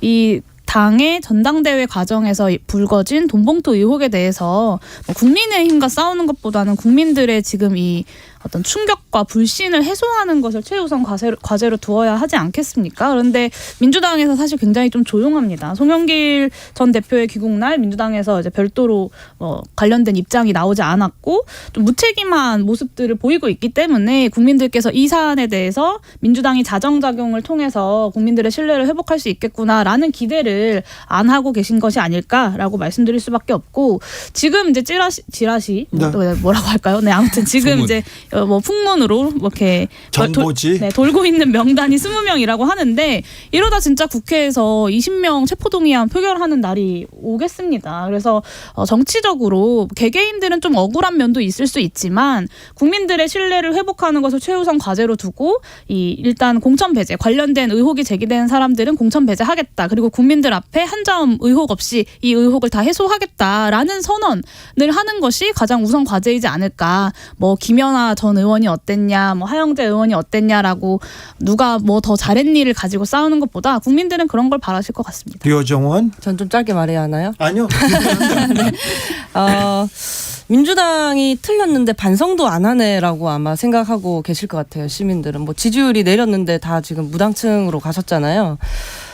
국민이 왜 혐오 정치를 혐오하는지 알 수 있는 뭐 그런 발언이었다라고 생각을 하고요. 누가 더 나쁘고 누가 더 냄새나는 구린 정당인지 뭐 이런 걸 두고 경쟁을 하고 있지 않나. 사실 돈봉투 문제는 민주당 내에서 본인들이 일으킨 문제인데 예. 그것에 대해서 뭐 죄송해야 된다라는 뭐 이런 책임감 뭐 그런 것들은 다 있고 머릿속에 지금 국민의힘과 검찰을 싸워서 이겨야 한다라는 생각이 너무 강하게 각인되어 있으신 것 같고요. 사과한 게 이제 무용지물이 된 거죠. 그리고 당적 조치를 하고 있지 않은 것에 대해서도 국민들이 다 지켜보고 계실 거라고 생각하거든요. 네. 학교로 조금 비유를 하자면 문제를 일으킨 학생이 있는데 조사나 어떤 그에 따른 징계가 이루어지기 전에 그 학생이 자퇴 내지 전학을 가버린 거예요. 그런데 지금 딱 상황이 그렇잖아요. 제가 만약 당대표였다면 탈당은 꿈도 꾸지 마라. 외부 전문가 영입해서 조사단 꾸리고 만약에 탈당을 하게 된다면 그것은 그 조사 결과에 따른 징계로서의 탈당인 거죠. 뭐 문제 없으면 그대로 갈 수도 있는 거고. 네. 근데 지금 상당히 잘못됐다고 생각합니다. 돈봉투 이 부분에 대해서는 좀 더 확인이 필요한 게 오늘 조금 전에 모 언론 매체 단독 기사가 나왔는데 그러니까 돈봉투 전당대회 의혹에 넘어서서 그러니까 송영길 대표가 된 뒤에 이제 대선 경선이 있었잖아요. 대선 경선에 이제 대리 투표 의혹까지 지금 단독 기사가 나왔거든요. 의혹이 보도되긴 했습니다. 이 문제는 부분에 조금 더 좀 살펴봐야 되겠습니다. 그런데 돈봉투 사건이 나왔어요. 국민들은 아직도 돈봉투야. 아직도 때가 어느 때인데 봉투를 돌린다고 이렇게 굉장히 충격에 쌓여 있는데 이 사건을 대하는 민주당의 태도 이걸 쳐다보고 있거든요. 어떻습니까? 민주당이 그래도 사과하고 바로 그 외국에서 불러들여서 탈당 조치하고 잘 마무리하는 것 같습니까? 아니면 시작도 안 한 것 같습니까? 사과를 하고 끊어내는 것을 끊어내려면 속 시원하게 그렇게 가면 됩니다. 그런데 뭔가 자꾸 미련이 남는 것 같은 모습을 보이고 있기 때문에 어떤 사과라던가 탈당이라던가 이런 것들이 국민들께 좀 진심 어린 행보들로 보여지지 않는 점이 있는 것 같습니다. 네. 그러니까 조금 전에 김의겸 의원께서 이제 송영길 전 대표의 언론 대응을 안 하겠다라고 다시 이제 정정하셔서 다행입니다만 네. 오늘 아침까지만 하더라도 김의겸 민주당 의원께서 송영길 전 대표의 언론 대응을 막겠다라는 기사가 나왔던 거 아니겠습니까? 아니 전직 대표의 탈당 그 돈봉투 의혹을 혐의를 받고 있는 전직 대표에 대한 탈당한 전직 대표를 어떻게 민주당의 현역 국회의원이 언론 대응을 맡는다는 생각을 할 수 있겠습니까? 저는 그 생각한 것 자체부터 민주당이 아직도 정신을 못 차렸구나. 국민들이 보기에 그것 좀 이상해요. 네, 그것도 이상합니다. 네. 내심 아직도 억울한 게 아닐까 싶어요. 사과를 했다가 반문했다가 뭐 탈당 꼬리 자르기 비판을 받고 뭐 이런 것들이 내심 아직 사실관계를 네. 확인 안 했고요. 기소 당하지도 않았고 재판에서 유죄가 나오지도 않았고 억울할 수는 있어요. 그런데 국민의 눈높이에서는 조금 동떨어져 있는 거 아닌가. 민주당의 대응이 뭐 대응을 다 한 것처럼 얘기하는 사람들이 있는데 아직 시작도 안 했잖아요. 그런데 왜 그렇게 생각할까? 이런 생각을 조금 해봅니다. 그 말씀은 꼭 드려야 될 것 같은데요. 뭐 민주당이 이런 얘기를 하면 부적절하겠지만 제3자로서 좀 말씀을 드리면 검찰이 수사 시간표를 가지고 이 수사를 진행시키고 있다는 의혹을 지울 수가 없습니다. 계속해서 왜 지금일까요? 네. 그리고 또 뭘까요? 계속 그 생각은 그 의문은 계속됩니다. 남죠. 네, 그리고 계속해서 녹취록이 등장하고 있는 것에 대한 국민들의 우려도 있는 것이고요. 그래서 검찰이 정치 검찰이라는 오명을 벗기 위해서라도 이 사안에 대해서 단호하고 빠르게 그리고 편파적이지 않게 공정하고 엄정하게 수사하는 모습을 보여주기를 촉구합니다. 근데 지금 말씀하신 그 발언의 배경에는 이 녹취록의 출처가 마치 검찰인 것처럼 단정하시는 거잖아요. 변호사일 수도 있어요. 변호사일 수도 있고 여러 가지 가능성이 있고 또 며칠 전에 기사를 보면은 그 이정근 전 부총장이 꼬리 자르기에 굉장히 괘씸했다라는 식의 단독 기사가 나왔잖아요. 그러니까 그 변호인을 통한 또 출처가 가능성도 있는데 너무 검찰로 단정해서 말씀하시는 것 같아요. 아무튼 무슨 논란이 있으면 사법기관, 그러니까 검찰이 수사를 하거나 경찰이 수사하고 재판에서 판결을 받아서 이 갈등을 조정하고 끝내는 그런 시스템이, 민주사회 시스템이 정착이 돼 있는데 검찰이 신뢰를 받지 못한다, 이 부분은 두고두고 사회에 좀 갈등 요인으로 계속 될 거예요. 이거는 어쩔 수가 없어요. 검찰총장 하다가 이게 정치권으로 직행했지 않습니까? 그러니까 검찰이 억울할 수 있다고 생각합니다. 왜냐하면 실체적 진실은 지금은 모르는 상황이기 때문에. 하지만 그게 정말 억울하다면 이 사안에 대해서 엄정하게 수사하겠다. 그리고 사실 지금 여러 가지 수사, 그러니까 검찰에 대한 소환이나 이런 것들도 이게 지금 벌써 터진 지 몇 주가 지났는데요. 근데 네. 계속해서 소환조차도 제대로 이루어지지 않고 있는 건 아니겠습니까? 그래서 이 부분에 대해서 제대로 수사하면 억울함을 스스로 풀 수 있다라는 말씀을 드리고 있습니다. 그렇죠. 하나씩 둘씩 신뢰를 좀 쌓아가야죠. 국가기관이 신뢰를 받는 것은 우리 국민들한테, 국익에도 좀 부합됩니다. 검찰도 좀 공정한 척, 정의로운 척이라도 조금 해주셨으면 합니다. 네. 류호정 의원께서 민주당 지지율 내려가고 부당층 좀 올라갔다 이렇게 언급하셨는데, 또 실내 주진우 라이브에서는요, 네, 개요 알려드리겠습니다. 22일에서 24일 뉴시스가 국민리서치그룹 에이스 리서치에서 의뢰했습니다. 더불어민주당 지지율 34.9%, 무당층 25.1%로 집계됐는데요. 그 전 조사 15일에서 17일 조사한 같은 조사에서는요, 민주당 지지율이 그 전 조사에 비해서 4.1% 하락했고요. 무당층 지지율은 4.7% 올라갔네요. 류호정 의원 말대로. 자세한 내용은 중앙선거 여론조사 심의위원회 홈페이지 참조하시면 됩니다. 자,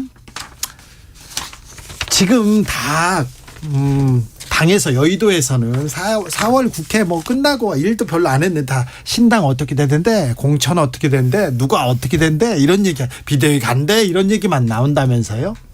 그렇죠? 제3 신당은 가능성이 있을까요?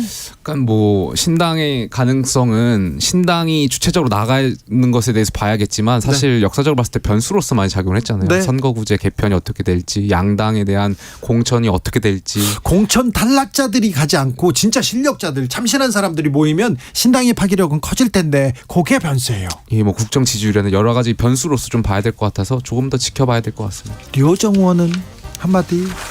이제 사실 뭐 신당에 대해서 여야 막론하고 진보 보수 막론하고 모두가 비관적이잖아요. 언론도 그렇고 한 번도 성공하지 못했기 때문인데요. 그만큼 정치를 불신하기 때문이다. 네. 이런 거고요. 하지만 그래도 이대로 있을 수는 없지 않겠습니까? 네. 새로운 시도를 새롭지 않다고 이렇게 용해인 조롱하는 것보다는 류호정, 김용태였습니다. 인사해야 돼요. 네. 시간 다 됐어요. 감사합니다.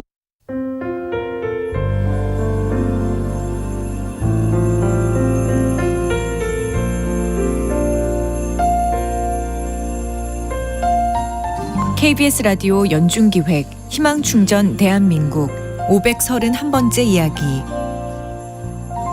안녕하세요. 아나운서 이현주입니다. 9살 진우는 두 형과 할머니, 치매를 앓고 있는 할아버지와 함께 살고 있습니다. 진우가 2살 무렵 엄마는 암으로 세상을 떠났고, 삼형제는 그렇게 할아버지와 할머니 품에서 자랐습니다. 그런데 얼마 전 진우네 가족에게 큰 시련이 닥쳤는데요. 할아버지께서 잔디를 태우던 중 작은 불씨가 집으로 번졌고, 불길은 온 집을 삼켰습니다. 결국 새까맣게 뼈대만 남은 집.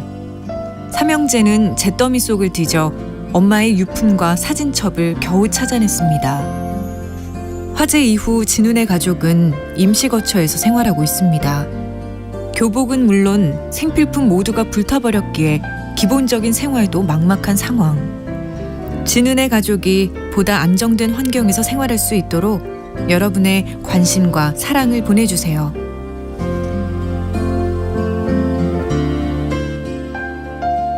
여러분의 따뜻한 손길이 희망의 빛이 됩니다.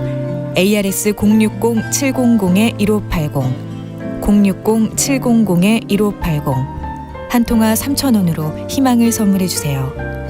KBS 라디오 연중기획 희망충전 대한민국은 초록우산 어린이재단, 인탑스 주식회사, 그리고 청취자 여러분과 함께합니다. ARS 060-700-1580 한 통화 3,000원입니다.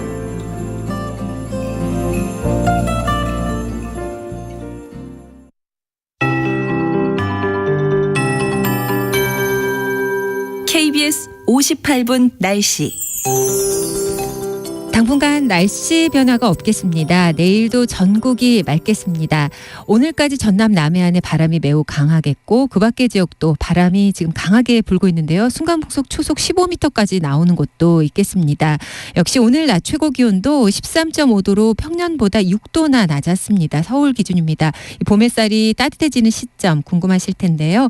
내일 낮 예년 기온을 되찾겠습니다. 따뜻한 성질의 서풍이 불면서 낮 기온이 내일 20도를 넘는 지역이 많겠습니다. 서울은 딱 20도 정도 될 걸로 보여지고요. 전주 대구 23도, 대전 24도 등 전국적으로 21도에서 24도의 분포를 보이겠습니다.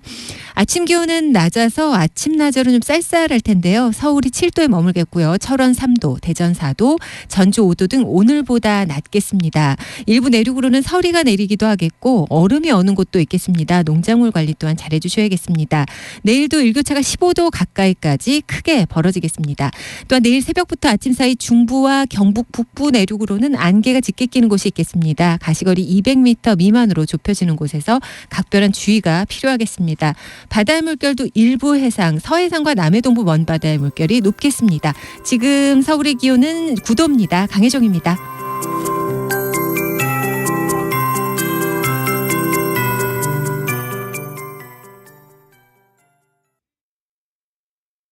정성을 다하는 국민의 방송 KBS가 6시를 알려드립니다.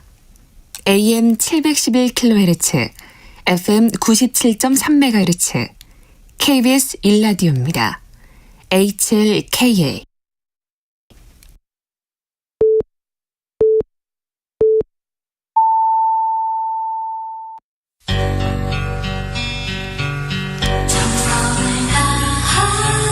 정성을 다하는 국민의 방송 KBS 주진우 라이브. 그냥 그렇다고요. 이 시각 라디오 정보센터 뉴스입니다. 한미 두 정상이 오늘 밤 열릴 정상회담에서 워싱턴 선언을 발표한다고 미 백악관 고위 당국자가 밝혔습니다. 워싱턴 선언에는 북한의 핵 사용을 억제하기 위해 미국이 한국에 제공하는 핵우산, 즉 확장 억제 약속이 명시될 것으로 보입니다. 서울대와 고려대 등 전국 21개 대학이 2025년 입시부터 학폭 기록을 정시 전형에 반영하기로 했습니다.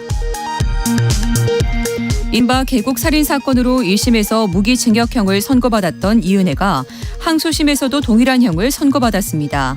재판부는 1심과 마찬가지로 이번 사건을 직접 살인이 아니라 간접 살인으로 판단했습니다. 인도를 중심으로 빠르게 확산 중인 코로나19 XBB 1.16 변이가 국내에도 이미 유입된 것으로 나타났습니다. 방역당국은 XBB 1.16 변이가 현재까지 152건이 확인됐다고 밝혔습니다. 지금까지 라디오 정보센터 뉴스 정한나였습니다.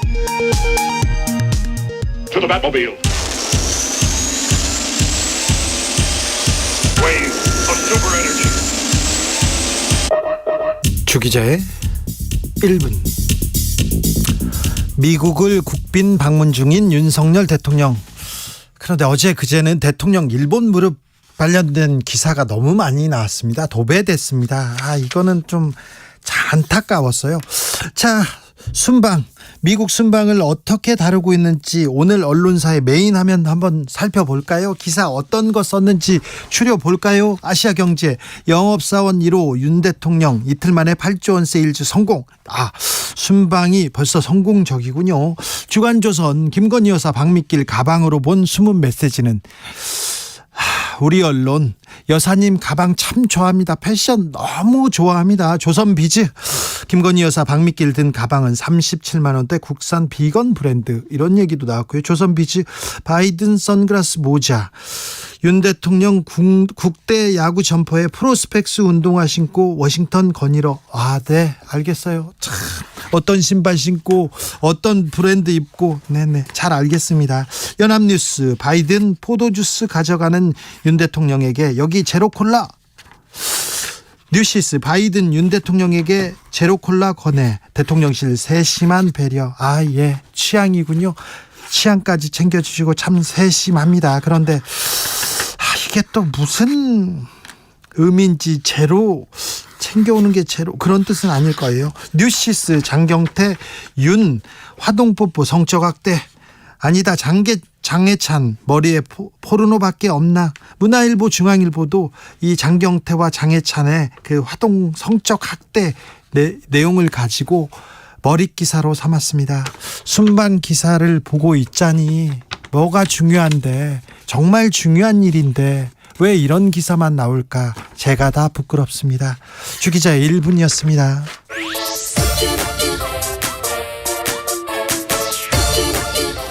그렇다고 이거 부끄부끄 이런 노래 들고 죄송합니다. 윙크의 부끄부끄.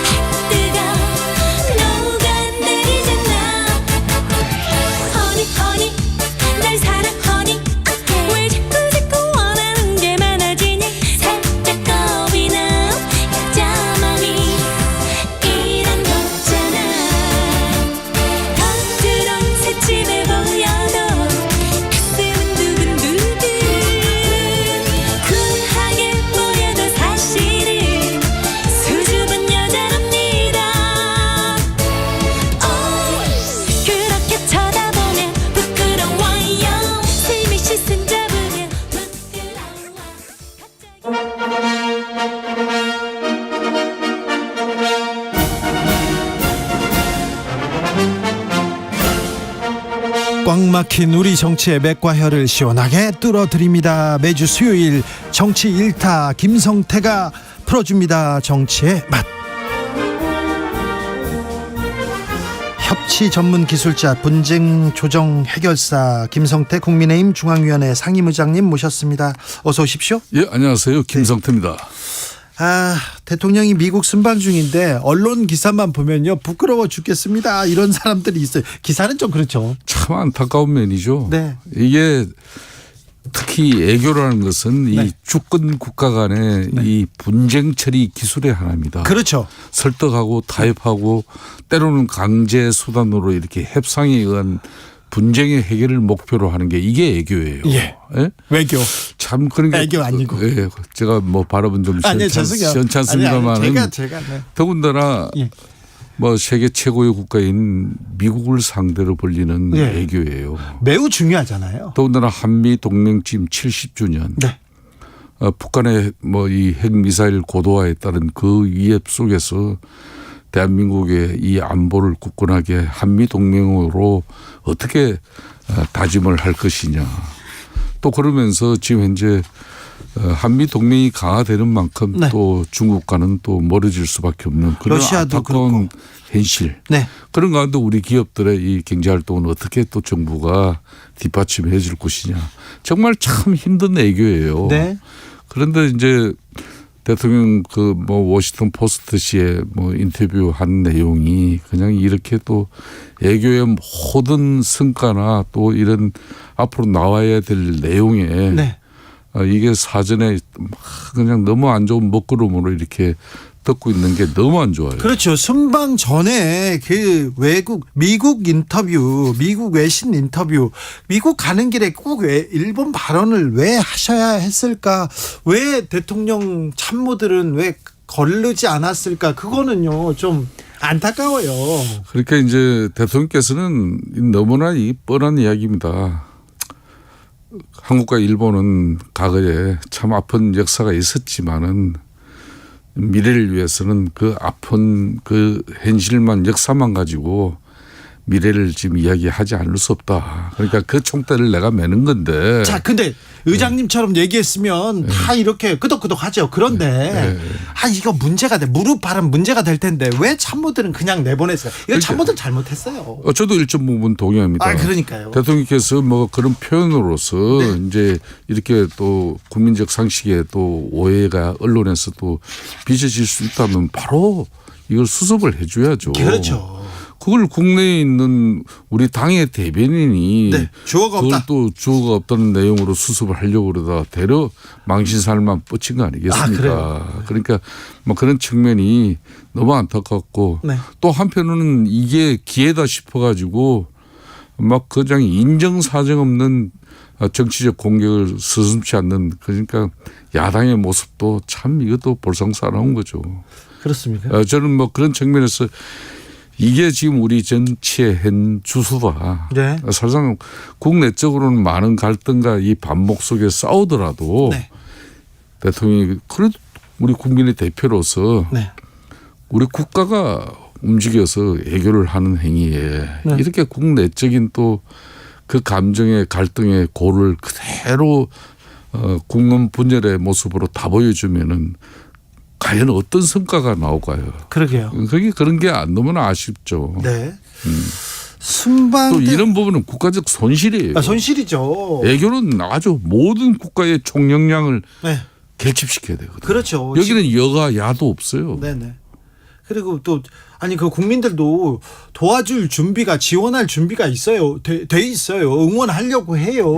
그런데 이렇게 좀 분란이 생기고 처음부터 이렇게 논쟁거리가 생기고 그러면 좀 안타깝네요. 그렇습니다.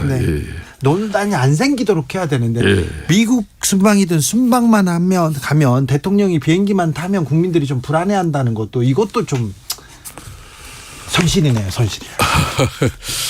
그 참 대통령의 표현이라는 것은 그 어떻게 보면은 참 우리 언론 환경이 또 국내적인 정치의 현주소가 특히 여야 관계가 그런 어려운 과정이죠.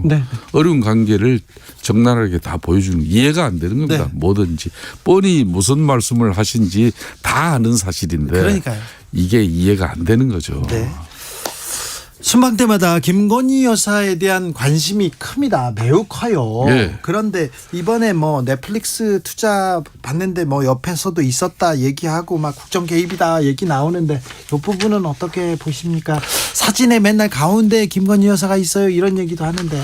그 사진 자세히 보시면 알겠지만은 대려 비행기 트럭에 오를 때도 그렇고 내릴 때도 그렇고 또 어장대 사회를 할 때도 그렇고 어제 뭐 백악관 이렇게 그 방문 맞은편에 이제 또 블레어 하우스에 들어가는 그런 모습에도 늘 대통령 좀 뒤죠. 한 발짝 뒤죠. 대통령이 뒤요? 아니 대통령 한 발짝 뒤에 김건희 여사가 있죠.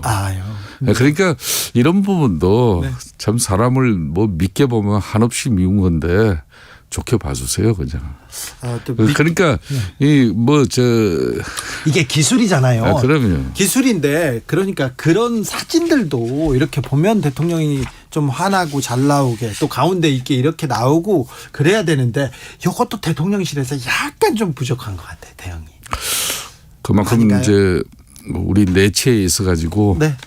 국민적 소통이 여러 갈래로 지금 막혀 있다는 거죠. 그렇습니까? 이번에 미국 순방 마치시고 오면은 대통령께서 이제 순방 결과 보고도 대국민 보고도 정말 진정 어린 최선의 노력으로 이렇게 또 보고도 하고 요런 참에 또 이제 야당하고도 대미 순방 애교 결과를 가지고 이렇게 야당 지도부하고 또 대화도 가지는 게 대단히 중요하다고 그래요. 봅니다. 이제 갔다 와서 이런 성과를 갖고 우리가 앞으로 나아가자. 이재명 대표하고도 얘기하고. 그렇습니다. 근데 이재명 대표하고 얘기해야 된다. 대통령 얘기해야 된다. 이렇게 얘기하는 국민의힘 사람 김성태 말고는 보지를 못했어요. 그러니까 이제 뭐 이재명 협치해야 된다. 대화해야 된다. 그런 사람 못 봤어요. 뭐 민주당이 이재명 대표 혼자가 아니지 않습니까? 민주당은 뭐 누가 뭐라 그래도 대한민국의 제1야당입니다. 그것도 입법 권력을 한 손에 다쥐고 있는 절대 지금 입법 권력의 제1야당이죠. 일정 부분 야당과의 협치를 통해서 협조를 받지 않으면은 국정 운영이 정말 어렵습니다. 그렇죠. 이 애치를 위한 이 애교 관계도 사실상 좀 야당의 이런 전폭적인 지원과 성원 이런 게 중요한 거거든요. 그렇죠. 그러니까 한일 관계를 정상화하는 것은 한미일 이렇게 뭐 안보 체계를 굳건히 함으로써 네. 북한과 중국, 러시아를 견제해내는 그런 큰 힘의 원천이 되는 건데 네. 그럼에도 그걸 우리 국민들이 모르는 게 아니거든요. 예. 다 알지만은 그래도 민족 감정이라는 게 남아 있는데 일정 부분 이런 부분을 또 사실상 뭐 이 정부가 또 대통령이 뭐 있는 그대로 국민적 그 입장을 가지고 이야기를 못하는 걸 야당이 해주는 거고 그걸 네. 가지고 우리는 또 그렇죠. 성과를 만들어내고 그렇죠. 그렇게 해야 되는 거죠. 그렇죠. 야당이 더 떠들어주고 네. 자 국민들 야당 설득하려면 이건 해주세요 이렇게 할 수도 있죠. 그렇죠. 그러니까 이번 대미 외교에 있어서도 네. 일정 부분 그런 걸 또 순발력 있게 우리 또 윤석열 대통령과 또 외교 당국이 잘 또 실력을 발휘해야죠. 자, 미국 순방 이후에 순방 그 실적을 가지고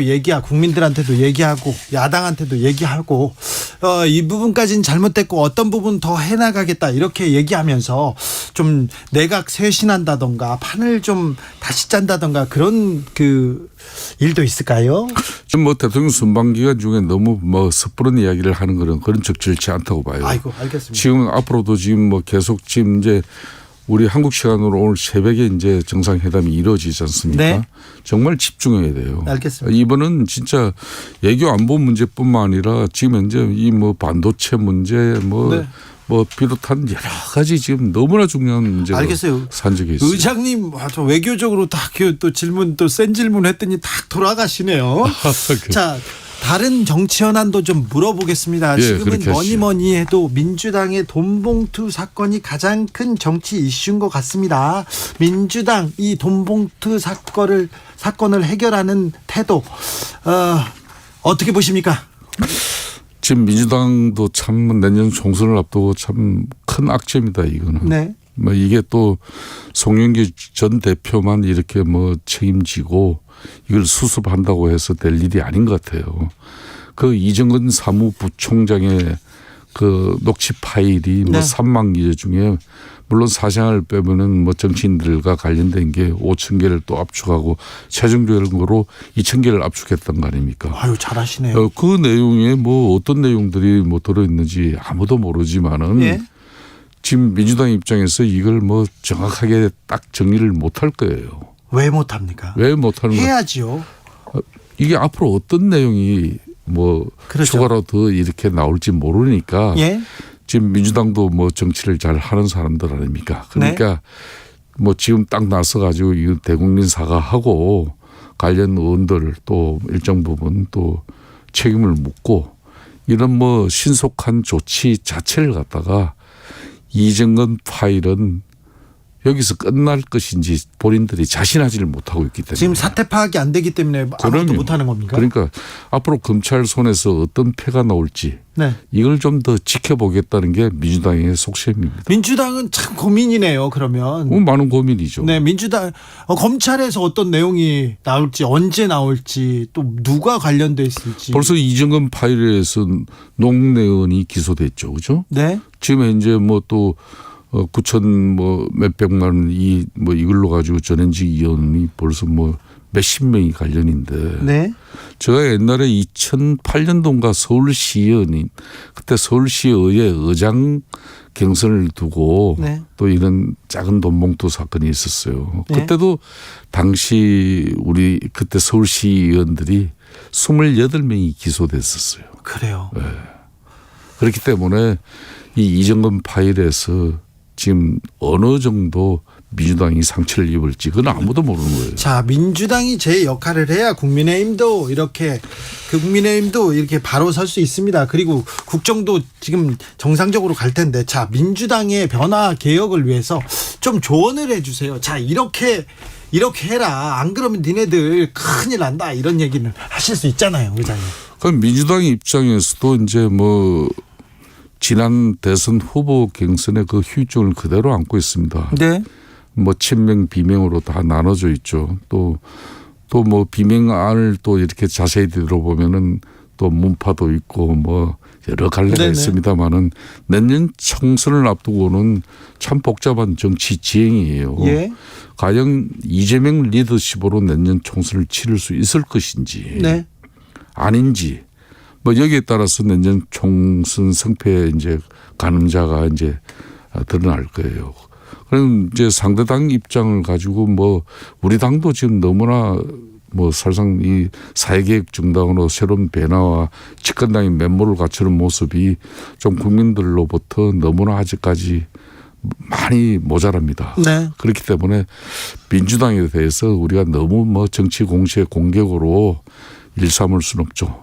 집권당인 국민의힘은 아주 그 좀 유능한 정책과 역량과 능력으로서 윤석열 대통령의 국정 운영이 성공적으로 이루어져야만이 네. 야당에 대한 우리가 좀 할 소리가 있는데 우리도 지금 많이 어려운데. 의장님 너무 겸손한 척 이게 야당 이제 뭐. 야당이 악재인데 겸손하게 이렇게 얘기하니까 민주당은 더 좀 뼈가 아플 것도 같은데요. 자, 특검 전문가입니다. 예, 예. 특검 전문가인데. 예. 자, 민주당은 정의당하고 손을 잡고 쌍특검 가겠다 이렇게 얘기했는데 이건 어떻게 됩니까? 이것도 고도의 정치 행위예요. 그러니까 이제 뭐 민주당 입장에서는 이제 김건희 여사를 겨냥한 이제 그런 특검으로 네. 뭐 50억 알파 이제 특검부터 해가지고 포함해가지고 가는 건데 또 이제 정의당 입장에서는 이제 노란봉투법 예? 뭐 이걸로 그래 이제 서로 이제 뜻이 규합된 거죠. 네.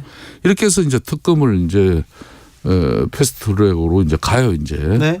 그럼 이제 이 특검을 또 대통령이 수용해 줘야 특검이 이루어지잖아요. 그렇죠. 그죠? 네. 그러니까 뻔한 내용인데 대통령이 이 특검을 수용할 수 있는 여건은 아니잖아요. 아닙니까?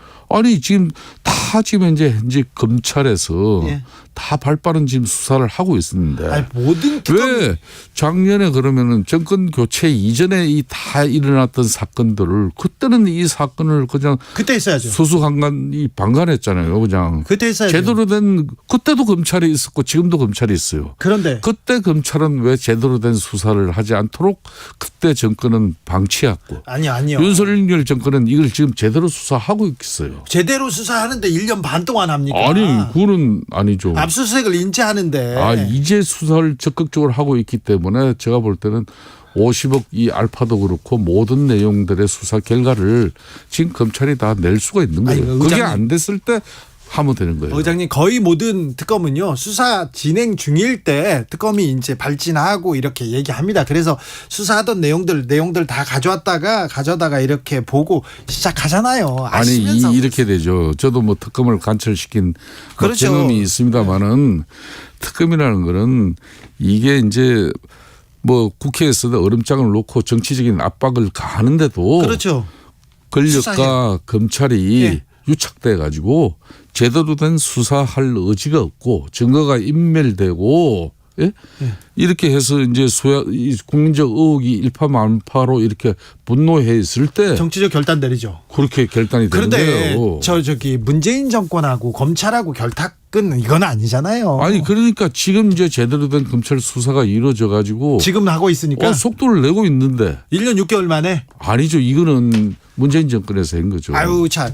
저도 제가 기사를 써가지고 특검이 삼성 특검, 비자금 특검, BBK 특검 많이 해봤잖아요. 이명박 특검이 해가지고 4개나 제 기사로부터 시작됐어요. 저도 특검 전문가인데 네. 검찰이 지금 수사를 너무 안 했어요. 1년 반 동안 거의 2년 가까이 너무 못했어요. 그잖아요. 나도 일정 부분 네네. 이 검찰이 좀 뭐 수사 인력을 보강해서 네. 신속한 속도 그러면 아마 윤석열 정권 들어서자마자 이거 뭐 정강스카처럼 했으면은 야당 탄압이라고 엄청 더 난리 났을 그렇죠. 거예요. 그래서 국민들이 그리고 국회에서 넘어오면 대통령이 부담스러워서 거부권을 행사를 못하죠. 그죠? 그렇죠. 근데 이번에 넘어오면 거부권 행사합니다. 제가 볼 때는 지금 검찰 수사가 한참 중일 때 특검을 만들어내면요. 네.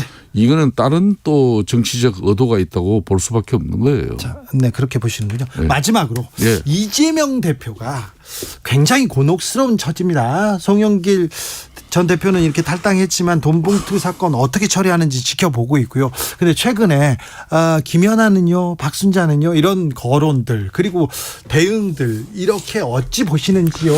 그런 야당 대표로서도 그것도 제1야당 거대 야당의 대표로서 이재명 대표는 그건 바람직하지 않아요. 왜요? 그런 자신이 안고 있는 자신이 몸담고 있는 정당의 문제점 해결을 위해서 자기가 진정 어린 그런 쇄신책을 가지고 의원들과 소통하고 국민들에게 납득이 가는 그런 조치를 취해야 될 제1야당의 대표가 상대당에게 아주 작은 지금 이제 이거 문제하고는 비교가 되지도 않는 의혹 정도인데 수사도 되질 않고 있는 그런 내용을 가지고 김연아는요, 누구는요, 이런 것은 이거는 한마디로 정치 수준이 너무 낮았어요, 이번에는. 근데 검찰이 한쪽은 막 파고 한쪽은 봐주고 수사도 안 하고 그런다고 하면 억울하다 이렇게 얘기할 수도 있잖아요. 아니, 이재명 대표가 이야기하는 박순자 의원은 이미 기소돼 가지고 네. 재판 중에 구속이 이루어져 가지고 지금 교도소에 있어요. 근데 왜 수사가 안 돼? 다 됐지. 네네. 김연아 그런 사람을 갖다 뭐하러 이름을 불러요? 알겠습니다. 그러니까. 네, 알겠어요. 그게 좀 수준 낮은 정치행위예요. 네, 김연아 전 의원은 불법 자금 수수 혐의로 경찰 수사를 받고 있습니다. 그걸 수사 받고 있어요. 알겠습니다. 네, 김성태 국민의힘 상임회장이었습니다. 감사합니다. 예, 감사합니다. 정치 피로, 사건 사고로 인한 피로, 고달픈 일상에서 오는 피로. 오늘 시사하셨습니까? 경험해보세요. 들은 날과 안 들은 날의 차이. 여러분의 피로를 날려줄 저녁 한 끼 시사. 추진우 라이브.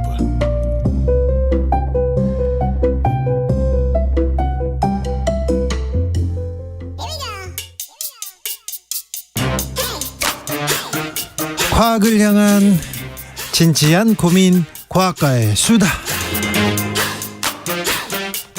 라이브 기자실을 찾은 오늘의 선생님입니다. 과학 커뮤니케이터 이선호 엑소쌤, 어서 오세요. 네, 반갑습니다. 엑소쌤입니다. 선생님 기다렸습니다. 네. 이렇게 얘기하는 사람들 많습니다. 저 말고 많아요. 네. 자, 오늘 어떤 수업 준비하셨습니까? 사실 주진우 기자님은 자유의지가 무슨 뜻인지 아십니까? 아니요, 누구의 뭐 압력이나 누구의 외부 요소 없이 내 생각대로 아무것도 바라지 않고 아무것도 두려워하지 않는다. 나는 자유다. 자유의지. 그렇죠, 맞아요. 내가 혼자 선택하는. 그게 자유의지죠. 네. 그래서 제가 사실 한 실험에 따르면 이 와인바에 독일 음악을 많이 틀어두면은 독일 와인이 좀 많이 팔리고 이제 프랑스 음악을 틀어두면 프랑스 와인이 더 많이 팔린다 그래요. 그래요? 오, 신기해. 그래서 이제 이거를 몰래 이걸 실험해봤는데 실험이 끝나고 나서 이제 실험에 참가한 사람들한테 알려줬어요.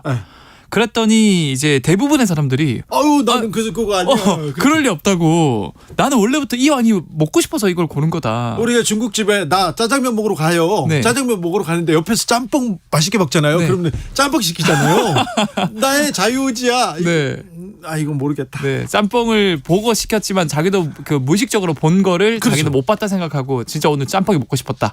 뭐 이런 것처럼 사실 우리는 자유의지가 있다고 생각하지만 끊임없이 외부 환경이나 다양한 요소에 의해서 순간순간의 기분이 바뀌고 그 기분에 따라 이제 선택이 바뀌고 많은 영향을 받는데요. 그래요. 실제로 우리는 우리가 자유의지를 가지고 살아간다고 생각하지만 이 많은 과학자들은 자유의지는 존재하지 않고 인간은 그저 수많은 요인에 의해서 정해진 선택을 하게 될 뿐이다. 이렇게 주장을 하거든요. 자, 누구를 설득할 때 저희들도 자, A를 선택하기를 바라면서 A의 좋은 점에 대해서 많이 얘기하고 B의 나쁜 점에 대해서 쫙 이렇게 얘기합니다. 누구든 내가 선택했다. 결국은 결정은 네가 있잖아. 이렇게 하는데 그런 게 있군요. 그런 요인들이 자연에서도 있군요. 그렇죠. 그래서 이게 우리가 뭔가를 선택할 때 그 선택은 이미 정해져 있을까? 아니면 진짜 우리가 자유의지를 가지고 있을까에 대한 얘기를 준비를 했습니다. 자, 자유의지요. 자유의지. 그래도 제가 여기 있는 것도 자유의지인데 여기 라디오 진행하는 것도 그렇고. 그런데요, 자유의지가 없다는 거를 실험으로 증명한다고요? 뒷받침을 할 만한 실험 결과들이 몇 가지가 있는데 사실 이러한 자유의지가 있을까에 대해서 가장 큰 논란을 일으킨 최초의 연구가 1983년 미국 캘리포니아 대학교의 벤자민 리벳이라는 그 과학자 이제 교수님이 계셨어요. 그분이 이제 리벳 실험이란 걸 했는데 이 리백 교수님은 우리가 뭔가를 이제 짬뽕을 짜장면을 선택할 때 당연히 자유의지를 가지고 원해서 결정한다고 생각을 많은 분들이 착각하지만 우리가 이걸 결정하기 전에 우리 뇌에서 이미 그 결정을 하게 만드는 전기적 신호가 먼저 포착되지 않을까? 진짜요? 이런 생각을 하고 실험을 해봤습니다. 조금만 쉽게 알려주세요. 네, 쉽게 예를 들자면 사람들한테 이제 오른손 또는 왼손을 들지 고민하다가 결정하지 않고 있다가 너가 진짜로 오른손 왼손 중에서 결정이 되면 그때 들어 이렇게 명령을 내렸습니다. 그러면 이제 결정을 안 하다가 어느 순간 지금 오른손 들어야 되겠다 생각을 하고 오른손을 딱 듭니다. 그럼 생각을 하고 오른손을 드는데 0.15초 정도가 걸리거든요. 중요한 거는 뇌를 신호를 볼 수 있는 그 장치를 이렇게 달고 실험을 했는데 0.15초 전이 아니고 미리 0.55초 전부터 이 사람이 어느 손을 들지를 파악을 할 수 있었다 그래요. 0.55초요? 네.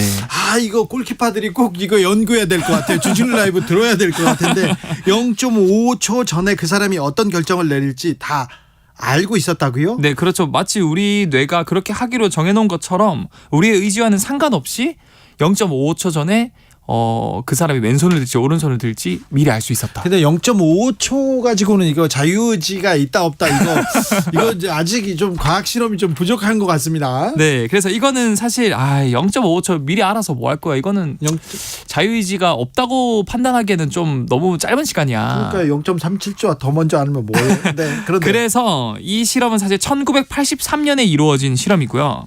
시간이 흘러서 2007년도에 이 논란을 좀 종식시킬 만한 연구 결과가 하나 더 발표됩니다. 독일의 뇌과학자인 존 데일란 하인즈 교수 연구팀이 이제 막스 플랑크 연구 그 팀인데 이 첨단 장비를 동원해서 이 리백 박사의 실험을 좀 더 세밀하게 진행을 해봅니다. 그래서 과연 0.5초보다 더 빨리 그 사람이 뭘 결정할지 우리가 미리 알 수 있을까? 아까 제가 왼손 오른손 드는 걸 비유로 들었으니까 이걸 비유로 든다면 이 자기가 왼손이나 오른손 중 어느 손을 들어 올릴지 딱 판단을 내린 순간부터 손을 들어 올리는 그 순간보다 무려 10초 전에 뇌에서 어느 손을 들지 신호가 잡혔고 그래서 이제 그 신호를 보고 그 사람이 어느 손을 들지 예측할 수 있었다고 말해요. 근데 10초 전에 결정해놓고 1초 전에 바꾸면 어떻게 해요? 근데 0.5초 전에. 그런 거는 이제 다 가려내는 거죠. 정확하게 그 사람이 내가 지금 딱 생각을 해서 결정을 했어. 결정하는 순간 손을 들 거야.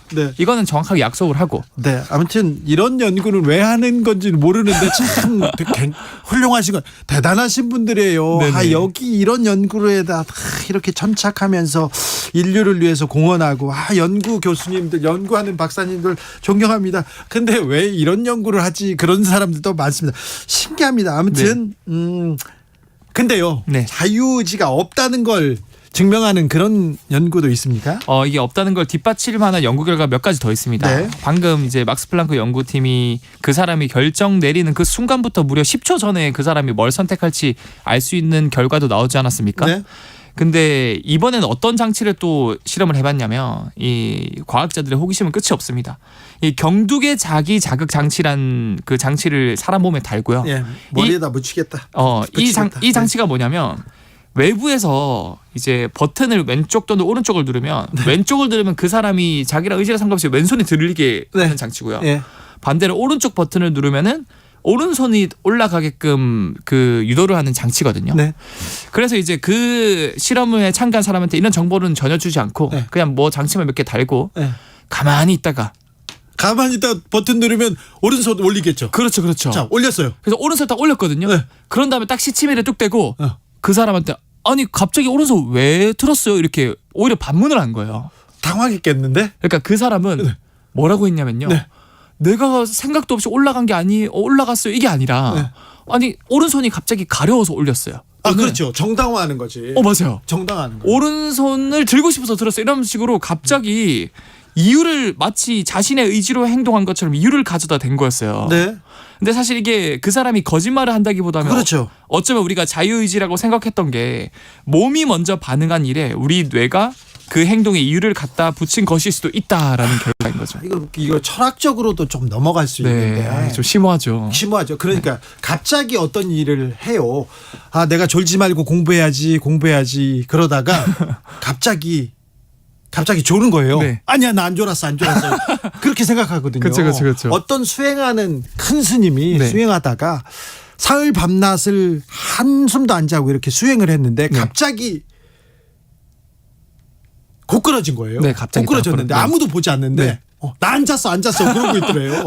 이건 철학적인 얘기인데 이건 좀 다른 얘기입니다. 그것뿐만 아니라 본인이 뭔가 자유를 가지고 자유의지를 가지고 선택한 것들이 알고 봤더니 그게 내가 원해서 선택했다기보단 뇌에서 이미 정기적으로 만들어진 거고 거기에 이유를 갖다 붙인 거 아닐까라는 증명을 할 만한 실험이 하나 나왔다는 거죠. 그러니까 의지가 없다면 그런데 그러면 이거는 또 수동적으로 사는 게 맞다 이렇게 받아들이는 거 체념 이거 허무주의로 빠지는 것일 수도 있을 텐데요. 그렇죠. 만약에 이걸 고지것대로 믿는다면 우리는 자유의지가 없으니까 그냥 환경에 주어진 대로 그냥 몸을 맡기고 운명대로 다 가는 거야 이렇게 생각할 수도 있잖아요. 모든 거 나 안 할래 이거 다 운명이야 이렇게 얘기할 수도 있잖아요.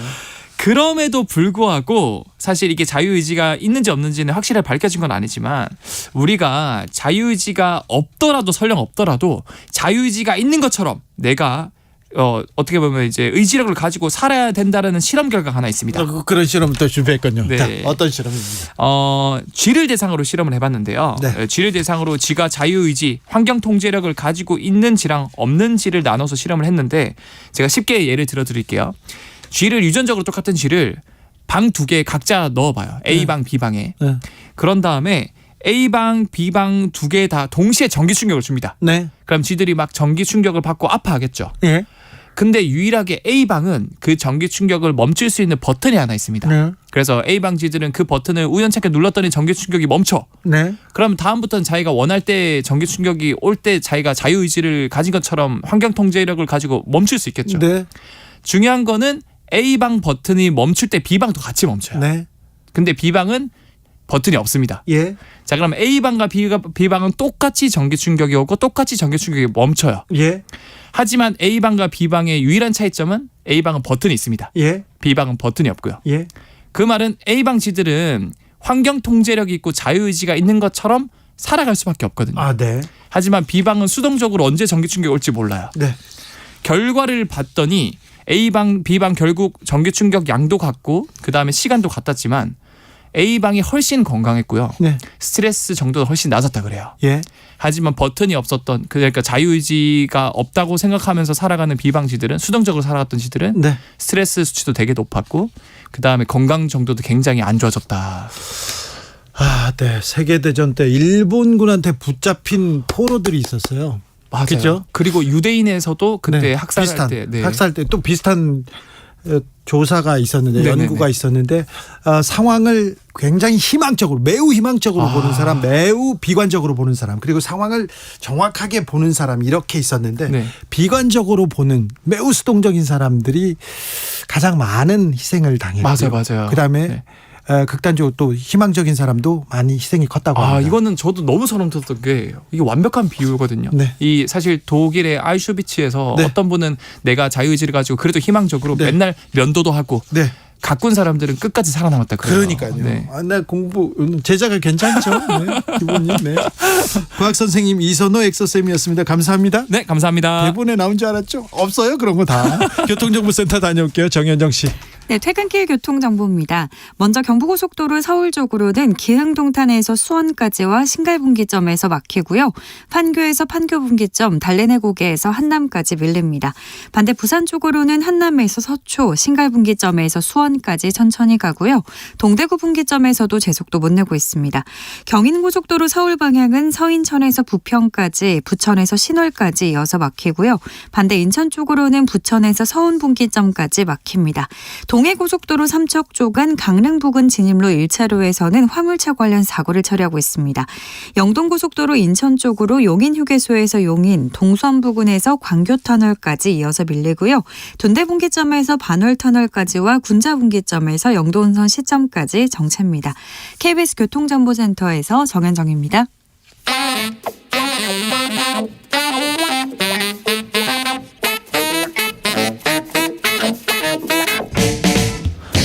세계는 넓고 이슈는 많다. 우리의 시야를 국제적으로 넓혀보겠습니다. 국내 뉴스, 국제 이슈 다 덤벼라. 지금은 글로벌 시대.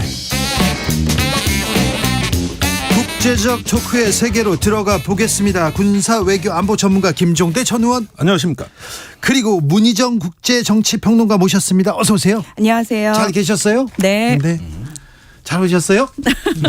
김종대 의원님 이거부터 물어볼게요. 네. 우리가 우크라이나는 몰라도 폴란드에 우크라이나 주변에 포탄을 주긴 줬나 봐요. 막 네. 가긴 갔나 봐요. 그런데 의원님께서 지난번 주진우 라이브에 나와가지고 아니 우리 군 이거 탄약 이렇게 보유해야 되는데 그걸 주면 어떻게 하냐 하고 문제 삼았잖아요. 네. 그랬더니 국방부에서 김종대 의원 아니다. 우리 충분하다 이렇게 얘기 나왔어요. 아니 자꾸 충분하다 그러는데 그 사이에 전쟁 계획이 바뀌었나 아니면은 뭐 작전 계획이 바뀌었나.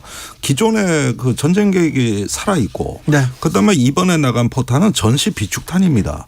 예를 들어 교육용 탄약이 나갔거나 네. 잉여 예비 탄약이 나갔거나 이러면 저 얘기 안 합니다. 그렇죠. 그런데 전시 비축탄은 군에서 특별히 관리하게 돼 있고 이거는 육군 참모총장 동의 없이는 그 누구도 반출할 수 없는 대한민국 안보의 핵심 자산이에요. 네. 그러지 않아도 전시 비축탄이 부족해서 난리인데. 부족해요? 예. 뭐 미군은 30일치 정도는 확보해야 된다 그러는데 제가 일주일치 일하니까 그 옛날 통계라 그러는데 아니 국방부가 자꾸 이렇게 충분하다고 얘기를 하는데 제가 묻는 건 그겁니다. 전시비축탄 반출했냐 안 했냐. 네. 이 사실이 중요한 거예요. 이 사실이 중요한 거예요. 국방부에서도 군사 대비 태세 유지에 전혀 지장이 없다고 했지 전시비축탄 얘기는 안 해요. 아니 그러니까 그 해명이 이상하다는 겁니다. 이 전시비축탄은요 대통령도 못 건드리는 탄약이에요. 그리고 이게 나가면 육구총장은 들어 누워야 됩니다. 진해 항에 가서 막아야 돼요. 그게 자기 임무예요. 그런데 이 대화력전 북한 장사정포에 대응하는 육군 지상군의 우리 핵심 작전이 대화력전인데 네. 거기에 핵심 무기의 포탄을 전시비축용으로 이 저장하고 있다는 것은 이것은 유사시를 대비한 마지막 안전판이거든요. 그런데 다른 탄약도 아니고 그걸 빼내갔다면 그것도 한두 발이면 몰라도 수십 발 단위라면 이거는 제가 보기에는 이제 우리 군이 갖고 있는 전시 대비 계획이나 여러 가지 대화력전 수행이 분명히 지장이 생긴다는 얘기거든요. 그러니까 충분하다고 얘기할 게 아니라 전시비축탄 빼내 갔냐 안 갔냐 이거 해명해야 되는 거예요. 아니 근데 의원님 얘기 듣고 있으면은 이건 거의 우리나라 아무 대비 없어요라고 동네방네 광고하는 느낌인데. 그러니까 몰래 그것도 가져가다가 이번에 도청 그 기밀 문건이 유출 안 됐으면 우린 모르고 지나갔던 그렇죠. 네. 일이에요. 네. 이거 모르게 가도 되는 겁니까? 이렇게 되면은 군의 그 비밀로 관리하고 있는 전시 비축물자 관리 규정 이거 상급 비밀입니다. 거기에다 군수품 관리 훈령 전부 위반이거든요. 그러니까 이 절차를 조사를 해가지고 누가 동의했느냐에 따라서 징계 내지 처벌이 예상되는 건이에요. 예. 자, 그런데 김종대 의원님 방미 중인 윤 대통령 한 발 더 나갔습니다. 우크라이나 무기 지원 또 한 번 더 얘기를 한 걸 보면 지난번 그 인터뷰 다 계산된 발언이었습니다. 네, 그러니까 로이터 통신 인터뷰 얘기하시는 건데 예. 거기서 이제 우크라이나에 대한 군사 지원 얘기를 가능성 열었죠. 그 다음에 지금 미국 언론이 일제히 보도하고 또 존 커비 그 백악관 전략소통조정관의 이 얘기는 뭐냐면 이번 정상회담의 중요한 의제는 중국 문제하고 우크라이나 전쟁 문제라는 거예요. 그렇다면은 그 한국의 기여를 굉장히 평가하면서 앞으로도 그 우크라이나 전쟁에 대해서 그 기여를 높이자는 제안일 걸로 보여지는데 그런데 작년에 젤렌스키 대통령 우리한테 요구한 무기 목록이 많습니다. 예. 우선 제가 예상하는 거는 그 대전차 미사일 현궁, 그 다음에 지대공 미사일 천궁, 이런 무기들에 굉장히 좀 절박한 이야기를 이미 했고 지금 폴란드 우크라이나 돼서 요즘 일정을 보면은 방위산업체 순시가 엄청나게 많았어요. 그러니까 이런 거 재고에 뭘 창고에 보관하고 있나 그거 보러 다닌 거거든요. 그러니까 지금 절박하게 요구하는 건 포탄 플러스 알파입니다. 그러면 이제 더 나아가서 다른 무기 체계도 주목이 되는 거죠. 참 미국하고 동맹하고 미국하고 손을 잡는 것은 뭐 좋은 일인데요. 그런데 러시아가 또 중국이 또 발끈합니다. 이거는 어떻게 또 해결해야 되지요. 저는 사실 그 24일 날 로이터 통신 윤 대통령의 인터뷰 워딩이요. 정말 제 느낌으로는 그건 미국 정부의 워딩을 그대로 우리 대통령의 입을 통해서 말했을 뿐이지 네. 한국 정부의 입장이 아니라고 생각을 하거든요. 왜냐하면은 미국 정부가 그동안 그 우크라이나의 그런 무기 지원을 위해서 차근차근 준비해온 과정들을 그러니까 빌드업이라고 얘기를 하잖아요. 그 조건들을 만족시키기 위해서 해오던 것들의 최종 그 목적지가 한국의 무기 지원이었어요. 그 지난 1월 말에 나토 측에서 공식적으로 한국이 무기 지원을 해줬으면 좋겠다라고 얘기를 빵 하고 터뜨립니다. 그리고 2월 달에 무슨 일이 있었냐면은 우크라이나 침공 1주기를 맞아가지고 그 젤렌스키 대통령이 그 질문을 받았을 때 한국 측이 무기를 주면 좋겠다라고 얘기를 합니다. 자, 그리고 미넨 안보 회의가 있었어요. 2월에. 거기서 카멜라 해리스 미국 부통령이 그 이야기를 합니다. 푸틴 대통령을 전쟁 범죄자로 공식석상에서 이야기를 하죠. 그리고 나서 곧바로 국제형사재판소에서 전쟁 범죄로 기소를 합니다. 자, 우리 대통령이 24일 날 그 전제 조건을 달지 않았습니까? 근데 이미 그 전제 조건은 미국에 의해서 다 준비가 된 조건이었고 사실은 미국 정부가 이거 다 쌓아놨으니까 빵 하고 터뜨려만 주면 되는 얘기였거든요. 그래서 저는 그게 우리 정부의 워딩이 아니라 미국 정부의 그냥 워딩을 그대로 해준 게 아닌가 그런 생각이 들었습니다. 그러니까 이런 그 미국 정부의 이제 그 요구를 담는 정책이 최근에는 어떤 기미도 안 보이다가 갑자기 한미 정상회담 앞두고 네, 그렇죠. 긴급하게 그 쏠리기 시작했다는 거거든요. 네. 만약에 이 무기 지원을 차근차근 준비했더라면 이 정도 충격은 없습니다. 예. 이렇게 전시 비축탄을 대량으로 그 반출시키지 않고 생산을 작년부터 준비했어도 우리 군에 이렇게 큰 안보 공백은 초래되지 않았어요. 네. 그런데 이렇게 그 비정상적인 그 포탄 반출이 있다 보니까 지금 우리가 수습할 일이 한두 가지가 아닙니다. 그만큼 안보 공백이 커졌다. 이건 뭘 얘기하느냐. 그 문건에 유출된 대로 2월 말부터 이제 한미 정상회담이 다가오면은 이 문제를 어떻게 처리할까 국가안보회의 상임위원회가 열린 것이고 그 뒤에 급격한 정책 전환은 3월에 있었던 거예요. 그러면서 포탄 반출이 바로 이어진 거거든요. 그러니까 이 모든 것은 글로벌 중추국가로서 대한민국이 어떤 우크라이나에서 자유를 지키고 그러기 위해서 꾸준히 추진해온 정책이 아니고 한미 정상회담을 앞두고 졸속으로 급박하게 결정된 그 정책이다 보니까 네. 지금 이런 논란이 생기는 것이죠. 그럼 미국 같은 경우에는 사실 계속해서 중국을 향해서 너네 러시아한테 무기 지원할 거지 우리가 그거 정보 입수했어 이런 식으로 국제적으로 엄청나게 압박을 가했거든요. 그래서 중국한테 무기 지원을 하면은 가만히 있지 않겠다라는 식으로 계속해서 거의 위협을 했단 말이죠. 네. 그런데 이런 내로남불이 어디 있습니까? 한국한테는 무기 내놔라. 예. 미국이 그런 측면이 있죠. 사실 많죠. 네. 예. 아, 참 그런데요. 대통령실에서는 이번 정상회담에서는 핵 우산 문서 발표할 거다. 명문화한다. 이걸 가장 큰 성과로 삼고 있는 것 같은데 이거는 어떤 걸 의미합니까? 뭘 의미합니까? 저는 지금 그 국내 언론이 한국형 핵 공유를 네. 문란에 담는다는 지금 보도가 대단히 위험스러워 보입니다. 이거 지금 굉장히 그 주워 담기 어려운 형국으로 가고 있어요. 이 핵 공유라는 것이 과연 문안에 나오겠느냐. 일단 그럴 가능성에 미국 전문가들은 전부 다 네. 없다. 없다. 회의적이다. 네. 지금 다 그렇게 하고 있는데 오로지 한국 언론만 지금 한국형 핵 공유. 이게 나토에 지금 미국이 공유하고 있는 수준보다 더 높은 수준의 공유가 있다는 얘기인데 이러면 미국의 비확산 체제가 무너지거든요. 그렇죠. 그런데 NPT 체제는 국제 질서의 핵심입니다. 그리고 그걸 주도하는 나라가 미국이에요. 네. 그런데 이런 핵 공유가 합의된다. 이렇게 얘기를 하면서 나가도 너무 나갔다. 그리고 더 심각한 건 뭐냐 하면은 그 한마디 듣기 위해서 우리가 모든 걸 양보하는 것으로 프레임이 짜여져 있다는 거예요. 반도체, 배터리, 전기차, 그 외에도 포탄 반출 이런 모든 것을 다 덮는 성과가 뭐냐 하면은 미국으로부터 이제 핵무기 사용에 대한 어떤 확실한 보장을 받는다는 거. 이게 한국형 핵공유라는 겁니다. 가능합니까? 그다음에 이번에 또 문안을 막상 공동선언 마지막 문안을 지금 조율하는 모양인데 지금 미국이 한국이 핵 공격을 받으면은 북한을 핵으로 보복하고 공격하겠다는 문안이 빠질 것 같다는 거예요. 그렇다면 기존의 확장 억제력 문법하고 별반 다르지가 않고 문서에 넣는다고 하더라도 지금 구축된 체제하고 거의 비슷한 거네요. 아니 해구사는 박정희 대통령 때부터 우리가 문서상으로 공약을 받은 겁니다. 근데 그 문서가요 결국은 약속이잖아요. 조약이라든지 강제성이 있는 게 아니라는 거예요. 문제는. 그게 사실 따로 그거를 우리 언론에서는 상당히 이례적이다. 그 부분만 탁 떼가지고 문서화 시킨다는 게 이렇게 얘기를 하는데 그게 의미가 없다라고 전문가들은 사실대로 이야기를 하고 있거든요. 의미가 없다는 조금 심해도 실효성이 그렇죠. 의심된다는데 근데 저는 간단한 방법이 있다고 봐요.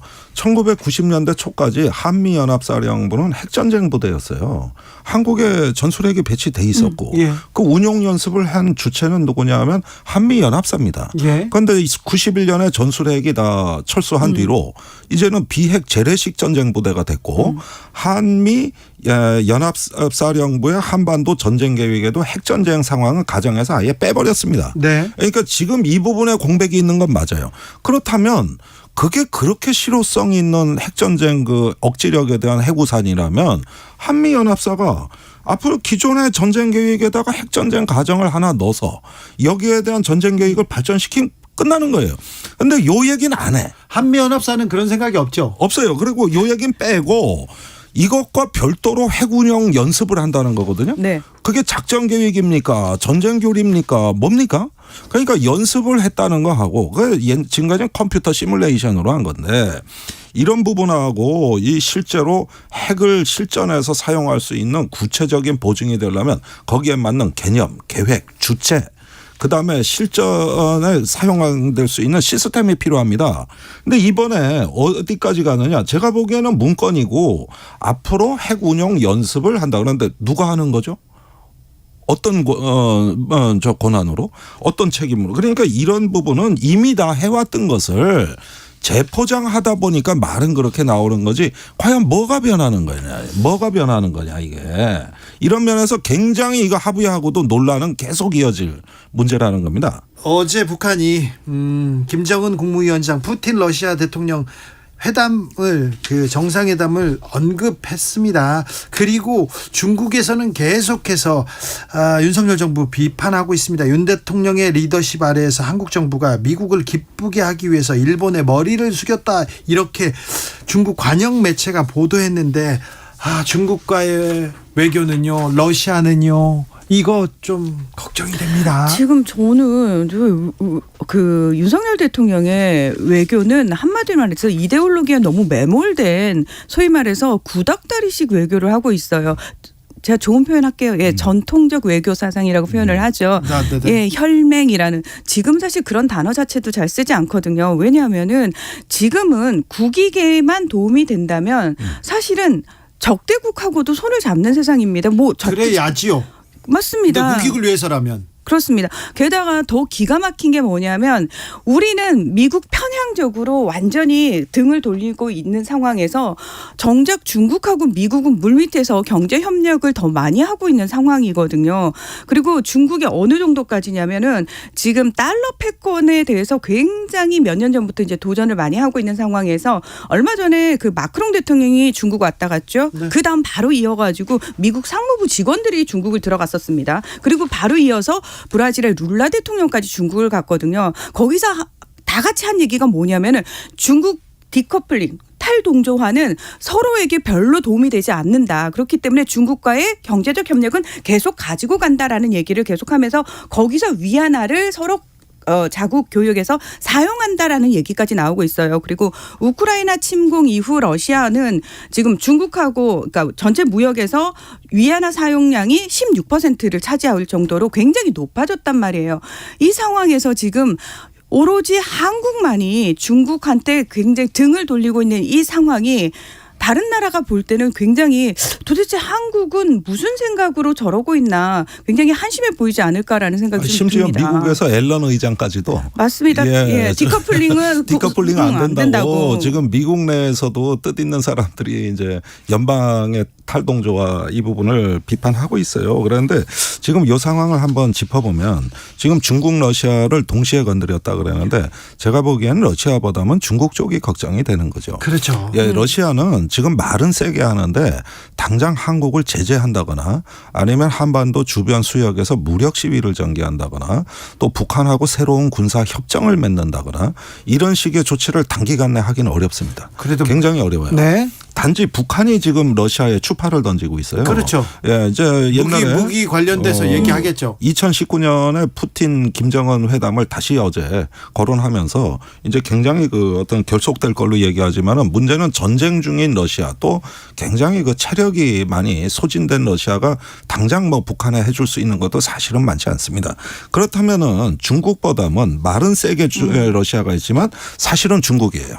그렇죠. 러시아보다는 중국입니다. 그런데 중국은 결정할 수 있는 게 많아요. 그렇죠. 지금 전쟁을 하는 나라도 아니고 굉장히 어떤 정치, 군사, 경제적인 정책 카드를 많이 갖고 있기 때문에 당분간 대중 외교에 좀 우리가 만전을 기해야 된다. 그런데 예. 얼마 전에 한국 쪽에서 시진핑 국가주석 한국 방한해달라 이렇게 손을 내밀고 나서 또 이 발언이 나오니까 중국도 어리둥절하더라고요.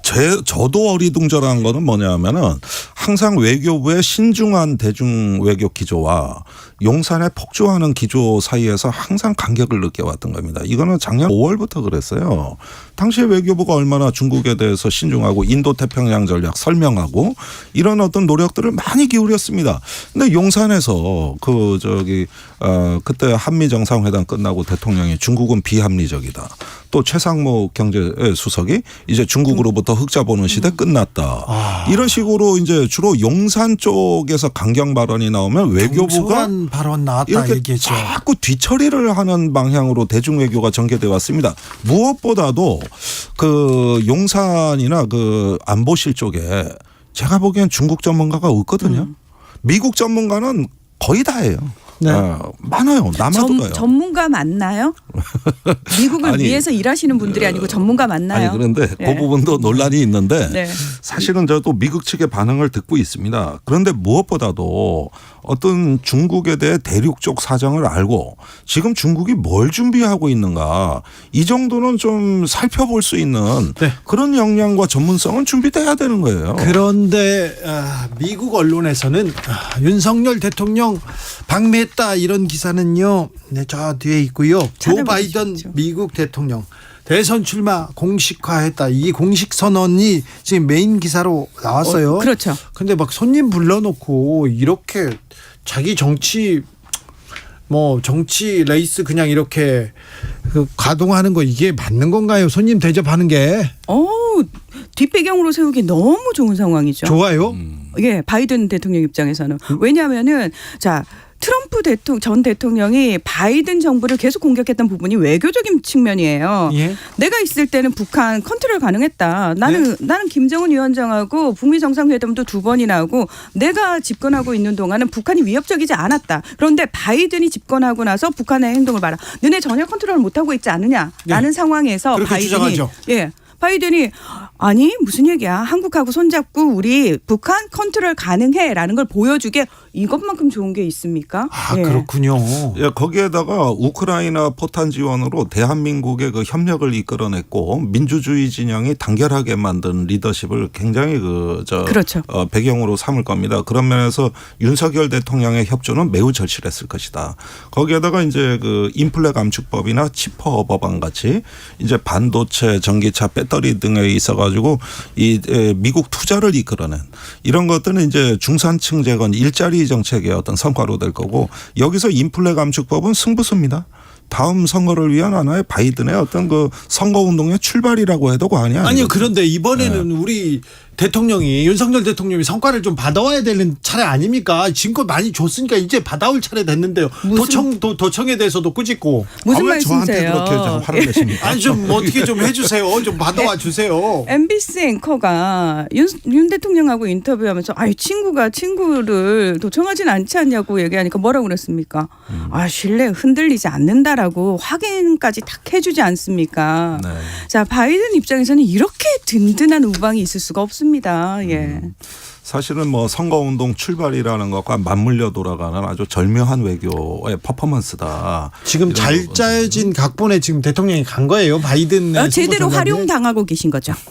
우리 얻어와야 되는데 이번에는 좀 가져와야 되는데. 근데 자꾸 뭘 얻어온다 이런 얘기를 하는데요. 네. 이번 정상회담의 목표는 그게 아닌 것 같아요. 뭔데요? 그것보다는 어떤 그 이념과 가치 이런 어떤 외교의 하나의 새로운 플랫폼 구축입니다. 아니 그런데 지금껏 너무 많이 좀 우리가 투자하고 너무 많이 가져갔잖아요. 아니 미국 언론 보십시오. 한국이 혜택 본다고 써 있어요. 반도체 배터리를. 아이고 김종대 의원 그리고 문희정 평론가 감사합니다. 고맙습니다. 주진우 라이브 여기서 인사드립니다. 내일은 영하로 떨어지는 곳도 있습니다. 춥습니다. 조심하셔야 됩니다. 저는 내일 오후 5시 5분에 돌아오겠습니다. 지금까지 주진우였습니다.